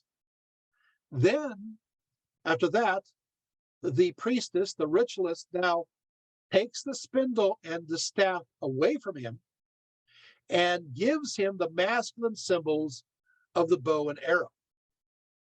Fourth, the ritualist, in this case again a woman, declares, I myself have taken femininity away from you and have given masculinity back to you. You have cast off the behavior of woman and you have taken up the behavior of man. Now, it's notes that you can see where they're going here. Now, what happens is apparently, it's interesting because this ritual, of course, can be done the other way around as well, right? So in a sense, it makes a female into male, but of course, obviously, because it's Luwian, they work the other way to make male into female through this ritual. It's interesting, right? Let's keep going. Another magical formula called the Lama ritual is also associated with the same thing. And once again, Lama means the effeminate, and Lama, and it moves from, we'll go through this. So what happens is the ritual goes as follows. It's another ritual, it's more elaborate. And once again, so we're going to have these rituals, which I think is interesting, that's connected to potency, but it seems to also be connected to identification, where a person who views themselves, or the community views themselves as female will be converted over to male, but also if they view themselves as male, will be converted over to female. I'm just reading this, so I mean, these are inscriptions, so hey, there's no agenda here, so here we go. The ritual, the second ritual, sees as follows. This is, of course, obviously the male one. But of course, again, Luwian always goes both ways, as we see with the dualistic aspects of the deities. When evening falls, blue and red strings of wool are wrapped around the patient's feet, hands, and neck, and also around his bed, around its 4 legs. At this point, the patient goes to sleep. Then as dawn breaks, the man, all the strings are collected and taken away. Then at this point, a young virgin is brought to the house where the ceremony takes place and stands at its entrance. The officiator orders the girl to cry out as follows. So she goes to the door and she cries out, "Come out, Lama," the female. Lama, the manly, will come in. During the next part of the ceremony, participants then go to a remote and isolated place where it says where the plow does not reach, where a makeshift gate is constructed. Another gate. Identical offerings are made at both sides of the gate, and a sacrifice is offered to Lama, the female, Lama of the realm of nature. After performing some more ritual practices, they all pass through the gates. They all pass through. The last person to pass through it demolishes the gate and shouts while the rest of them run off. Once they have left the place, they block the road behind them and head back to town. Look at these elaborate rituals. After receiving a favorable bird omen, they enter the town and everybody washes up. They leave the town again, and then some more rites take place, including an offering of sacrifice, this time in honor of Lama the man. And so this is part of this conversion aspect. So there you have it. Once again, it's about potency. So you can see this could be used strictly in the idea also of potency when it comes to the male potency, and in reverse when it comes to female fertility. It also can be used, as we know from the inscriptions, when it comes to identity as well. And so many writers today find this extremely fascinating. It's probably one of the reasons why this is not talked about a lot, but there you have it. And you can see how these ideas go into Kibble, right? The Kibble cult, where you have the rituals of the male becoming female through a change, right? And you're seeing these trends and these ideas are already within Luwian belief systems. Now, there you have it. Now, I have to close this up. I wish I could go on forever. Think about this for a little bit. I got 35 pages of 55 pages summarized at least, so you have an idea. But I want to say just a few closing words, and that is that the Luwians are also obsessed with anything connected to threshold magic. And so they believe that windows and doorways and gates are openings to the other world. They're openings to the underworld as well. And so these ideas will connect to even various roads and places that will head to this doorway that's cut in stone, and yet it doesn't lead to anywhere. And so they'll put rituals, they'll put offerings there in front of this stone doorway, or through these windows, which connects to the idea of the Epiphany windows that we see in Greco-Roman period of time, that there's revelations that happen through the windows. So these are portals, sacred portals. Some people have said as follows, that the doorways connect to the underworld and the windows connect to the realm of the world above. Isn't that fascinating? Hence the Epiphany windows that you see in many big temples. Are you guys enjoying this? I am. So you have these thresholds. Also, it's interesting because there'll be the sacred crossways where you have a T shape that you see here. And then, of course, you'll have a goddess of the crossways, and oftentimes Hecate is a goddess of the crossways. And the idea is that the road actually continues into another realm. So even though we see it end, and there's a goddess there, or Hecate or Herm or whatever it may be, right? The belief is that no. The Luwian belief that goes into Greco-Roman beliefs, of course, it's very Anatolian, is that this road actually continues and permeates into another realm on the other side. So if you go to Turkey today and you see all these carved doorways and you see all these windows, these ancient Luwian carvings and so forth. Just think to yourself that they thought that these were openings to the underworld. And then this, of course, connects to also Anatolian tomb culture too. So you'll see that there. So portals and wow, it's almost like transubstantiation when it comes to the energy changes when it comes to materials. Because I want to mention this. I did talk about a little bit of the fact that they believe that the actual energy of the gods can enter into people through various rituals, which I didn't have a chance to talk about. Ecstatic rituals, sometimes done with various substances like puppies and wine and beer and everything, together. And they have also orgastic festivals. That's right. So sex is looked at as connecting to the divine in many ways. You see that there too. This goes into the various ecstatic belief systems, including, of course, the Dionysian mysteries, which are connected also to Anatolia, right? Whoa, right? Yeah, so you can see that the Luwians really set the tone for Anatolian religion even to come. So they carry on the stories and beliefs and perspectives that connect the Minoans and Mycenaeans to the west, to those of Mesopotamia, and the Hurrians to the east. Some aspects of Hittites thrown in, and boom, put it together, and they create this culture that then becomes the Lydians and the Lycians and the Carians. And then, of course, the Greeks will come over, and there'll be interactions in the Hellenistic era and the Romans. And so, this is a big soup. But a lot of these beliefs and ideas we still have today. It permeates our world. And it's amazing how much the Luwians are important when it comes to the history of religion. It's astonishing that we don't know more about this today, because as you figured out from this talk, we have a lot of information. We just need to have more interest. And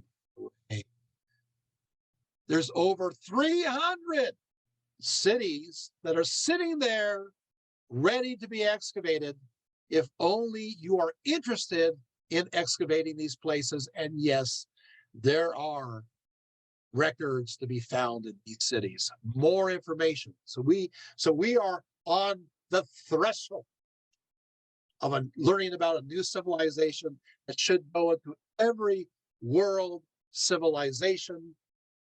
A book should be in every world civilization, and it should be well known. And it should not be a secret. Of course, maybe those moon followers will say, no, keep it a secret, but it shouldn't be a secret.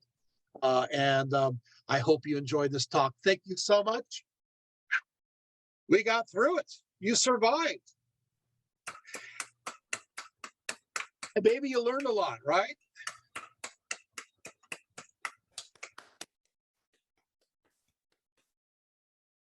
Okay, Dorian says, with the focus on thresholds, did they have rituals involving physical thresholds similar to mediation practices of extreme physical exertion mixed with fasting to bring visions? I'm going to tell you this. Absolutely did they have meditation rituals. And as far as, yes, there is always a shamanistic aspect to their belief. And we have a lot with this. So the answer is yes, there is. And I didn't even talk about the fact that, the frame drum, the frame drum that we all love. The frame drum came from the Middle East. It was ignored by the Hittites. The Luwians are all, hey. And the Luwians incorporate the frame drum, and they have rituals in which they drink wine from the frame drum. Isn't that great? And then the frame drum then goes into to the Kibble cult, and go obviously into Greece. So that's how. So it is the Luwians that bring us the frame drum to the West. So I hope that helps. But I know there's so much.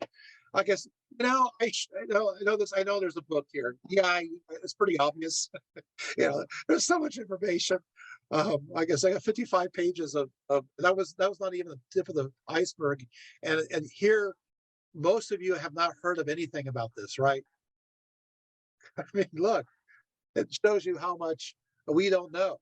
And I'm so happy to get this talk out, because I'm hoping that more people will watch this and be inspired and say to themselves, you know what? I want to become an archaeologist. And I want to become a Luwian archaeologist. And I want to work on these 300 plus cities that are sitting underneath the dirt. And I want to be the ones to find these tablets, because I do have friends who are working on Luwian. They're mostly Turkish archaeologists, and they find, what they're doing is doing explorations. They're digging down into the site because they're doing, exploratory, if it's worth it. And they pull up tablets. So, I mean, it's not like there's no tablets. They can pull up like, oh, okay, here's another one. So if we are more systematic of it, we can actually put together and find a whole literature waiting for us. So I'm hoping that will get people excited to do this, because this is the next big civilization. The Hittites are cool, but the Hittites treated them like second-class citizens. But the Hittites are all, we have the plateau. Oh, that's great. You have the plain. That's wonderful. The Luwians are the ones that have the good land. They have the coastal regions. I mean, that's better. And they're an interesting civilization. I mean, even the Hittites realize that their magic is better than their own. I mean, I think it's just jealousy. So, okay. Any question? Yeah. Frame drums are really old. Yes, absolutely, Darren. Yes. Yeah. So, but I'm talking about, the transmission of that idea. I'll cover it. Comes to the Middle East, other places. This is the Luwians are the ones who carry it over. Hittites are on. What's the frame drum? It actually runs along the lower coast, the southern coast. It's gonna be Asia Minor. Are you talking about the tar? Is that the frame drum? Huh? You talking about like the tar, the ones that you play? So yeah. This one. Yeah, that one's unique to that region. Yeah, it is. So, yeah. You said the male-female ritual was from inscriptions, and interesting. I'm interested more finding out more about that. Yeah, because you're probably the first one to ever. You're one of the few people that have ever heard it. This, by the way, is buried. I found this in a journal that was so buried. It's hard to get to, but I can find. If you're interested, I'll find the information. So, but it is, yeah. It's I think almost to the point of being intentionally buried. It's bothersome. Yeah. So when I did this research, I had to do a lot of work. Usually, you can find this stuff, through access through, interlibrary contexts, but some of these, however, were a little bit more tricky. I'm actually looking right now for that source, but if I can find it here, there, I'll find it. Yeah, okay, I'll find it. I'll look for it. Contact me afterwards. So, any other questions? Dorian says, did their rituals commune with their gods' energies have any connection to Yoruba tradition where Orisha are invited into a person's body? Okay, Dorian, I really do love this question. And I'm going to say it's part of ancient religion in general. So Yoruba is an example of religions of possession that we see in sub-Saharan Africa. We see this in North America, in Mesoamerica, in South America. We see this in Southeast Asia. We see this. So this is part of the idea is that the community is very shamanistic. Northern Europe as well. You commune with deities and you are possessed by them. And sometimes you got to help them along by giving them their area code. So you have to wear a mask saying, hey, I want this one in me. See this mask here? I want that one in me. Or you do what the Luwians do, and they just simply say, hey, why don't you come in me? Or they'll do this. They will take on the name of that deity. So you say the words and you say, I am, and you say, you are this. I am this. So they'll say, I am Artemis, or I am, whatever, There is a Christian heresy known as Montanism that spread in the middle of Anatolia. in the exact area of the Dionysian, Ghibli mysteries, and they were known to be possessed by God, and they will say, I am God, I am life, I am bread. And they did the exact same Luwian kind of ritual in a Christian context. Yeah, I love it, right? These are the Montanists. You're interested? Look up Montanist, Montanist. And so, yeah, so they're just connecting with these ancient ideas that go back into the same exact area. Aren't those called holy rollers or people speaking in tongues? Yes. But of course, oftentimes, here's the difference. And the early church fathers had a situation with this. In typically in Pentecostal tongues, the idea is they're speaking maybe as a prophet, but speaking as God in many Pentecostal circles and charismatic circles is considered a blasphemous. God says this. You take on the role of Ezekiel or Isaiah. You are a prophet, but saying I am Jesus, oftentimes it's problematic, right? From a Pentecostal standpoint, does that make sense? Or from a charismatic standpoint. And the early church fathers wrote against the Montanists for this exact same reason. They said, well, you guys are not saying that God is saying this. You're saying that you are God saying this. But this is very much the Montanist ideas. It goes back to the Luwians, who had this idea that we are possessed by this God or by this goddess. And so therefore we speak as this God and goddess. We become identical with them. Does that make sense? And so this tradition just jumps into the Montanists go, well, it worked for us. We're brought up with a Luwian background because here's another secret. The Montanists, we take a look at their names. We know their names. A lot of them have Luwian names. They are Luwians. Cultures die hard. They're Luwians, they're Lydians, they're Phrygians, they're Carians. Is this fascinating? So, yeah, so they're going, hey, we understand religion this way. Here comes Christianity. We'll just keep doing what we did. And by the way, the Montanists, the majority of those who are officiators were women who did the private practices, which again, it connects to, if you hadn't noticed, I actually had a list of names of females, women, who were the ones who wrote these magic works. I love this. I love the fact that these women put together these groups of spells and they put their name behind it. They put their name on it, but a lot of them said, yeah, we got this from the old woman. So she was like this amazing authority that lived in Arzawa. And she was like the one that just inspired all of them to write theirs and said, I took this from her. Yeah. But then again, yeah. Did I cover what you guys wanted? Is this good? Yeah. Was this fun? Right. Oh, we got a big question.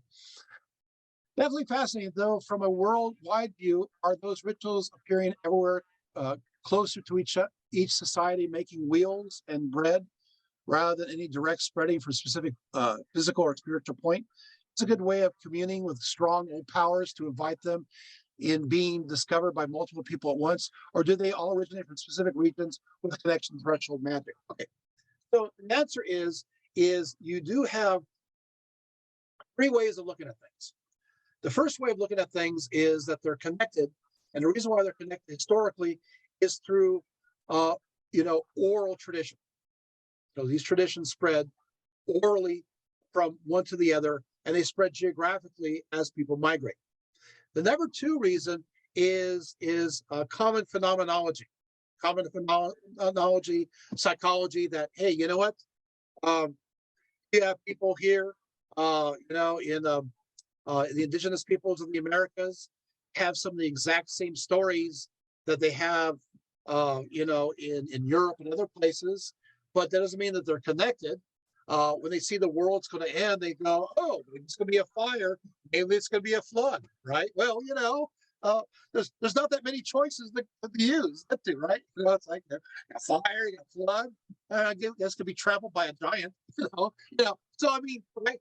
Same thing for a wheel, So I'm really going here. So I'm on a roll. So the point of the matter is, what? What?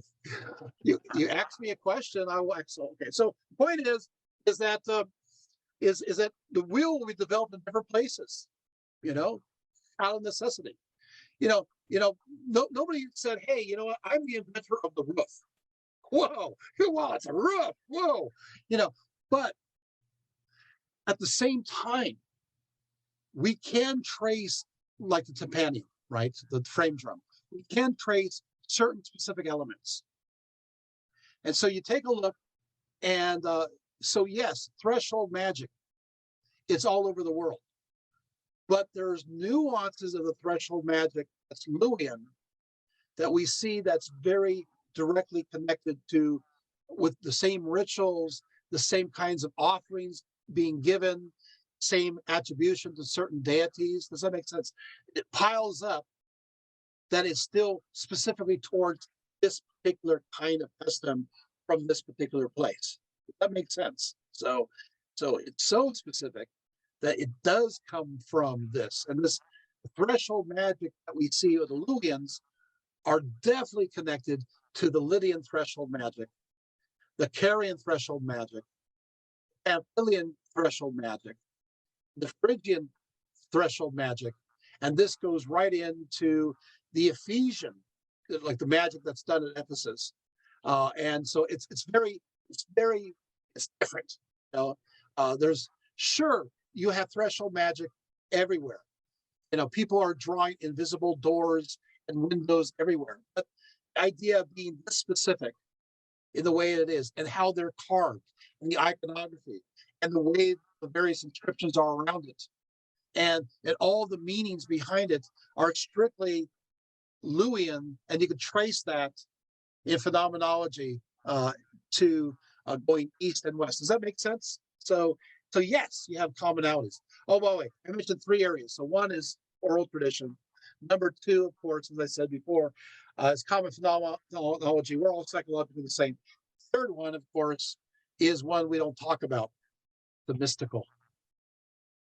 The idea that, there's a spiritual connection, all is one, and, we're reflecting I guess we can talk about it here. I can't do that in my classes, that there's like some kind of, spiritual connection between all things. Does that make sense? So these are the possibilities. And altars, everybody, having household altars.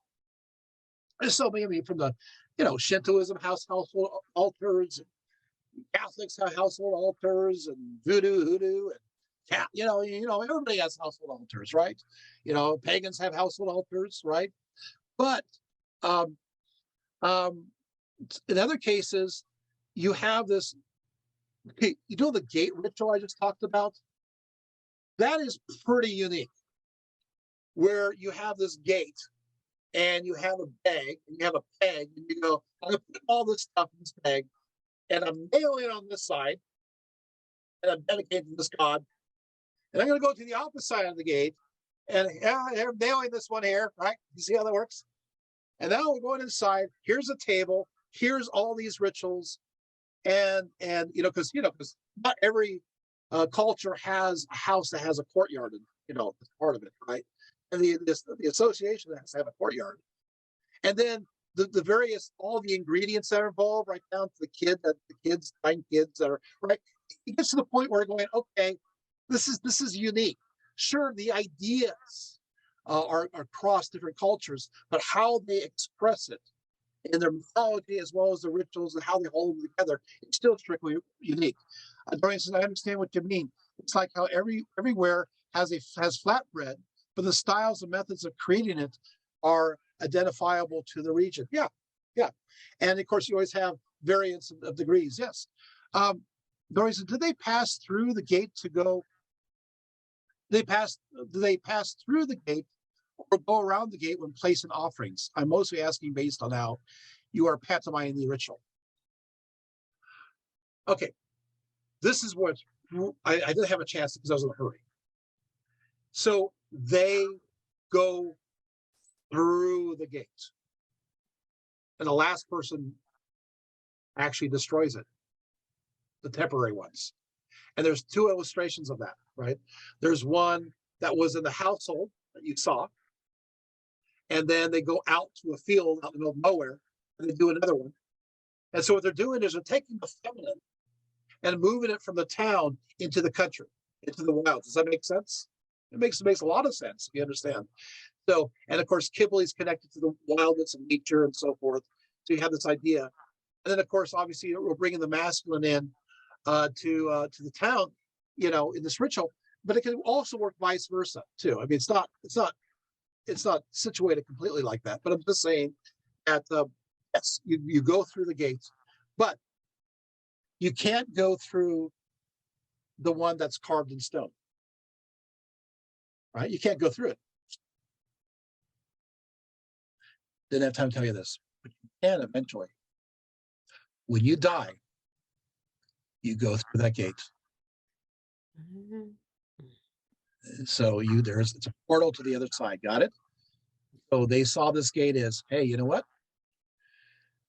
When you die, you go to the realm of the sun goddess.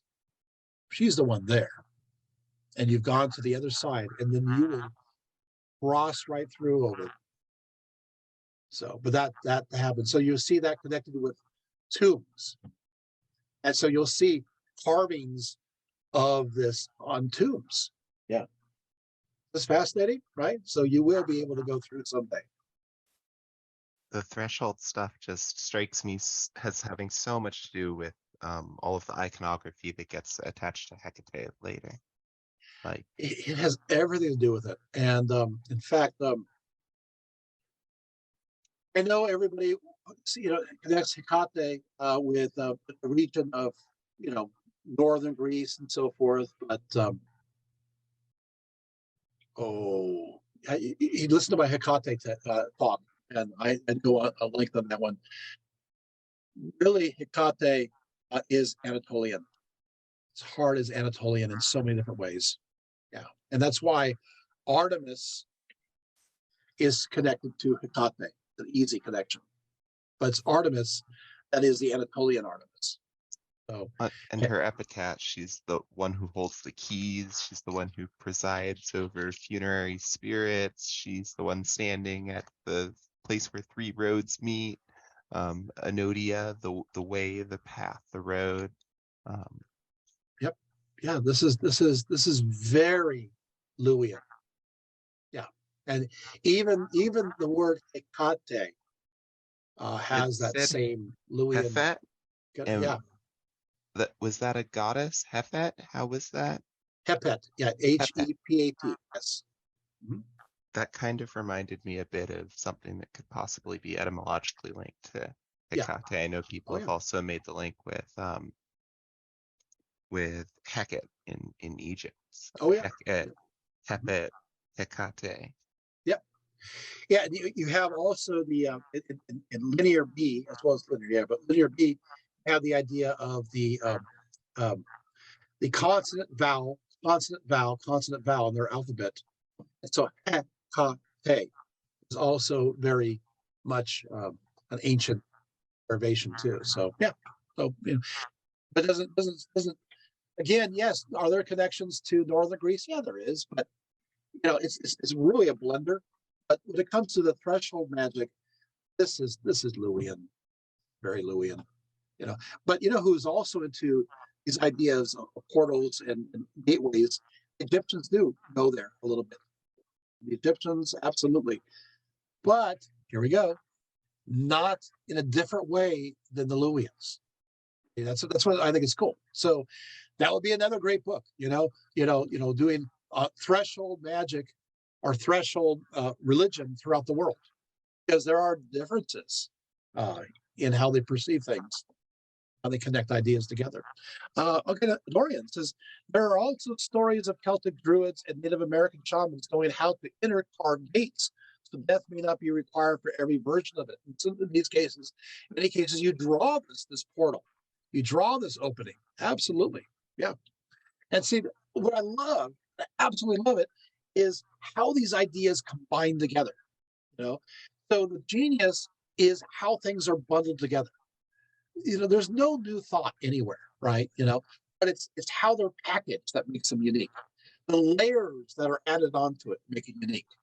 And of course, those are the layers of cult and culture, of tradition, of myth. All this is layered up, stacked high, yeah. And I love to, as an archaeologist, I love to excavate the various layers and to reveal the deeper stratums. And that's what I did for tonight. We went down, we went into the earlier levels. You're going, oh wait, this idea comes from Mesopotamia, and then it crosses over to Anatolia, and then it goes over to the Greeks. I wish I had more time, but it looks like the Greeks are pretty cool, but a lot of these ideas are Anatolia. So many of these ideas are Anatolia. Now the Greeks are Indo-European. The Luwians are Indo-European. So there is that connection. So you're going to see commonalities there. I agree, but the problem is that the Luwians as well as the Hittites take on ideas that are from the East that the Greeks don't take on, and they blend those ideas in there. So we have these words that don't have a Greek etymology. Artemis is one. Like Everybody, yeah. Aliyah, meaning to ascend. That's straight from Hebrew. Is Aliyah means to ascend in Hebrew. That's And definitely Ali, Semitic origins. yeah, There. we came across Ali, right? Yeah, amongst which would refer to under Luwians, which of course also could mean the highest. Right? Yeah, absolutely.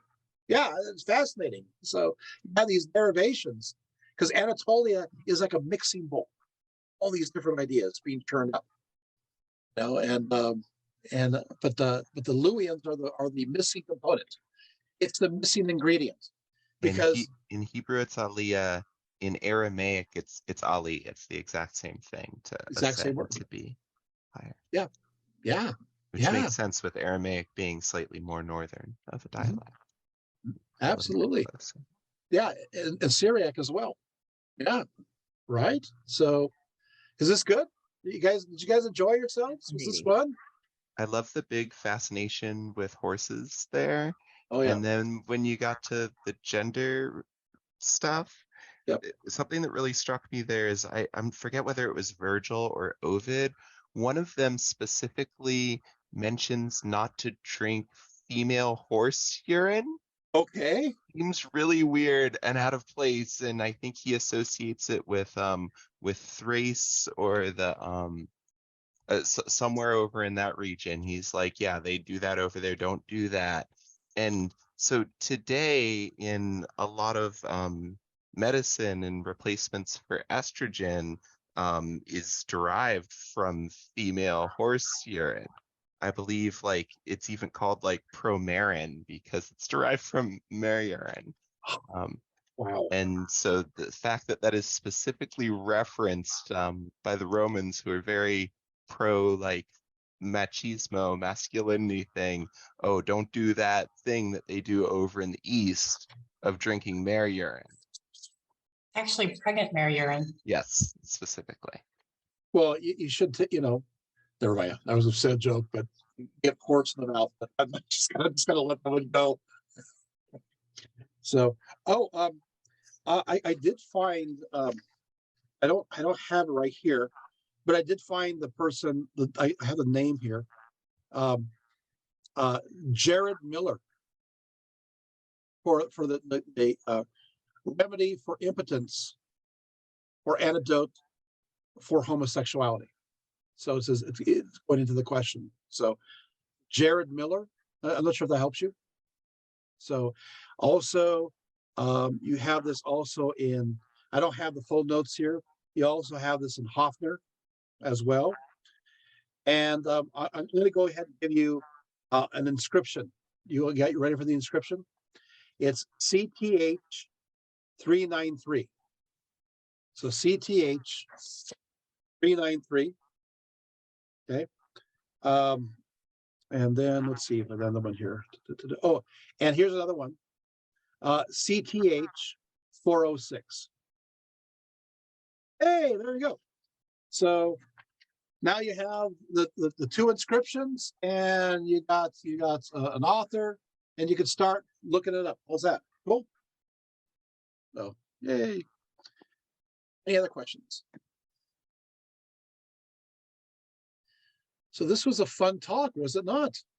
Wow, yes. So you know, I guess hopefully this enough people get to see this, so we can get.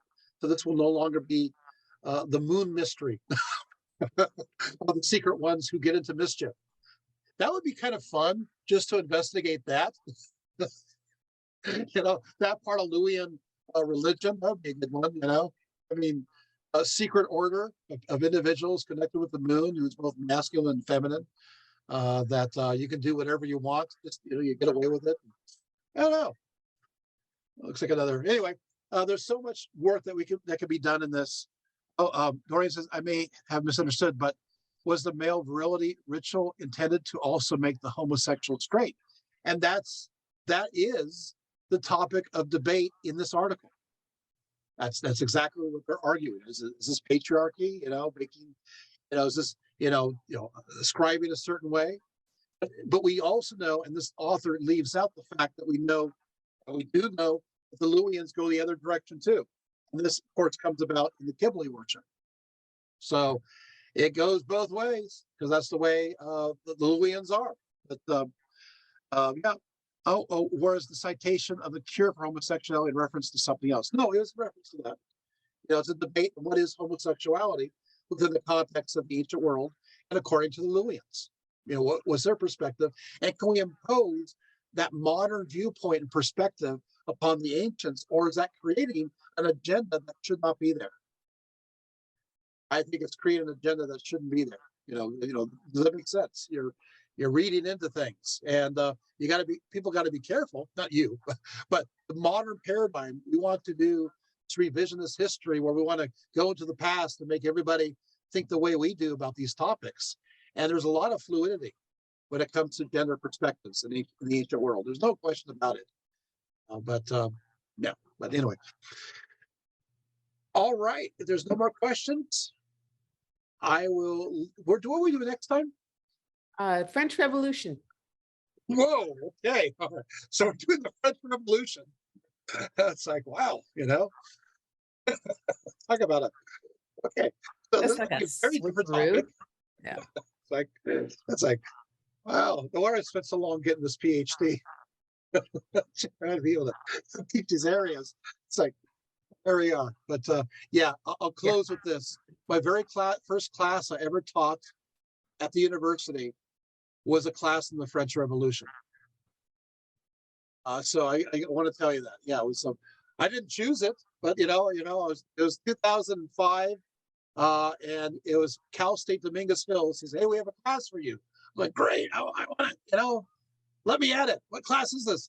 "Oh, it's on the French Revolution." I'm like, "Really?" I said, "That's not my focus area."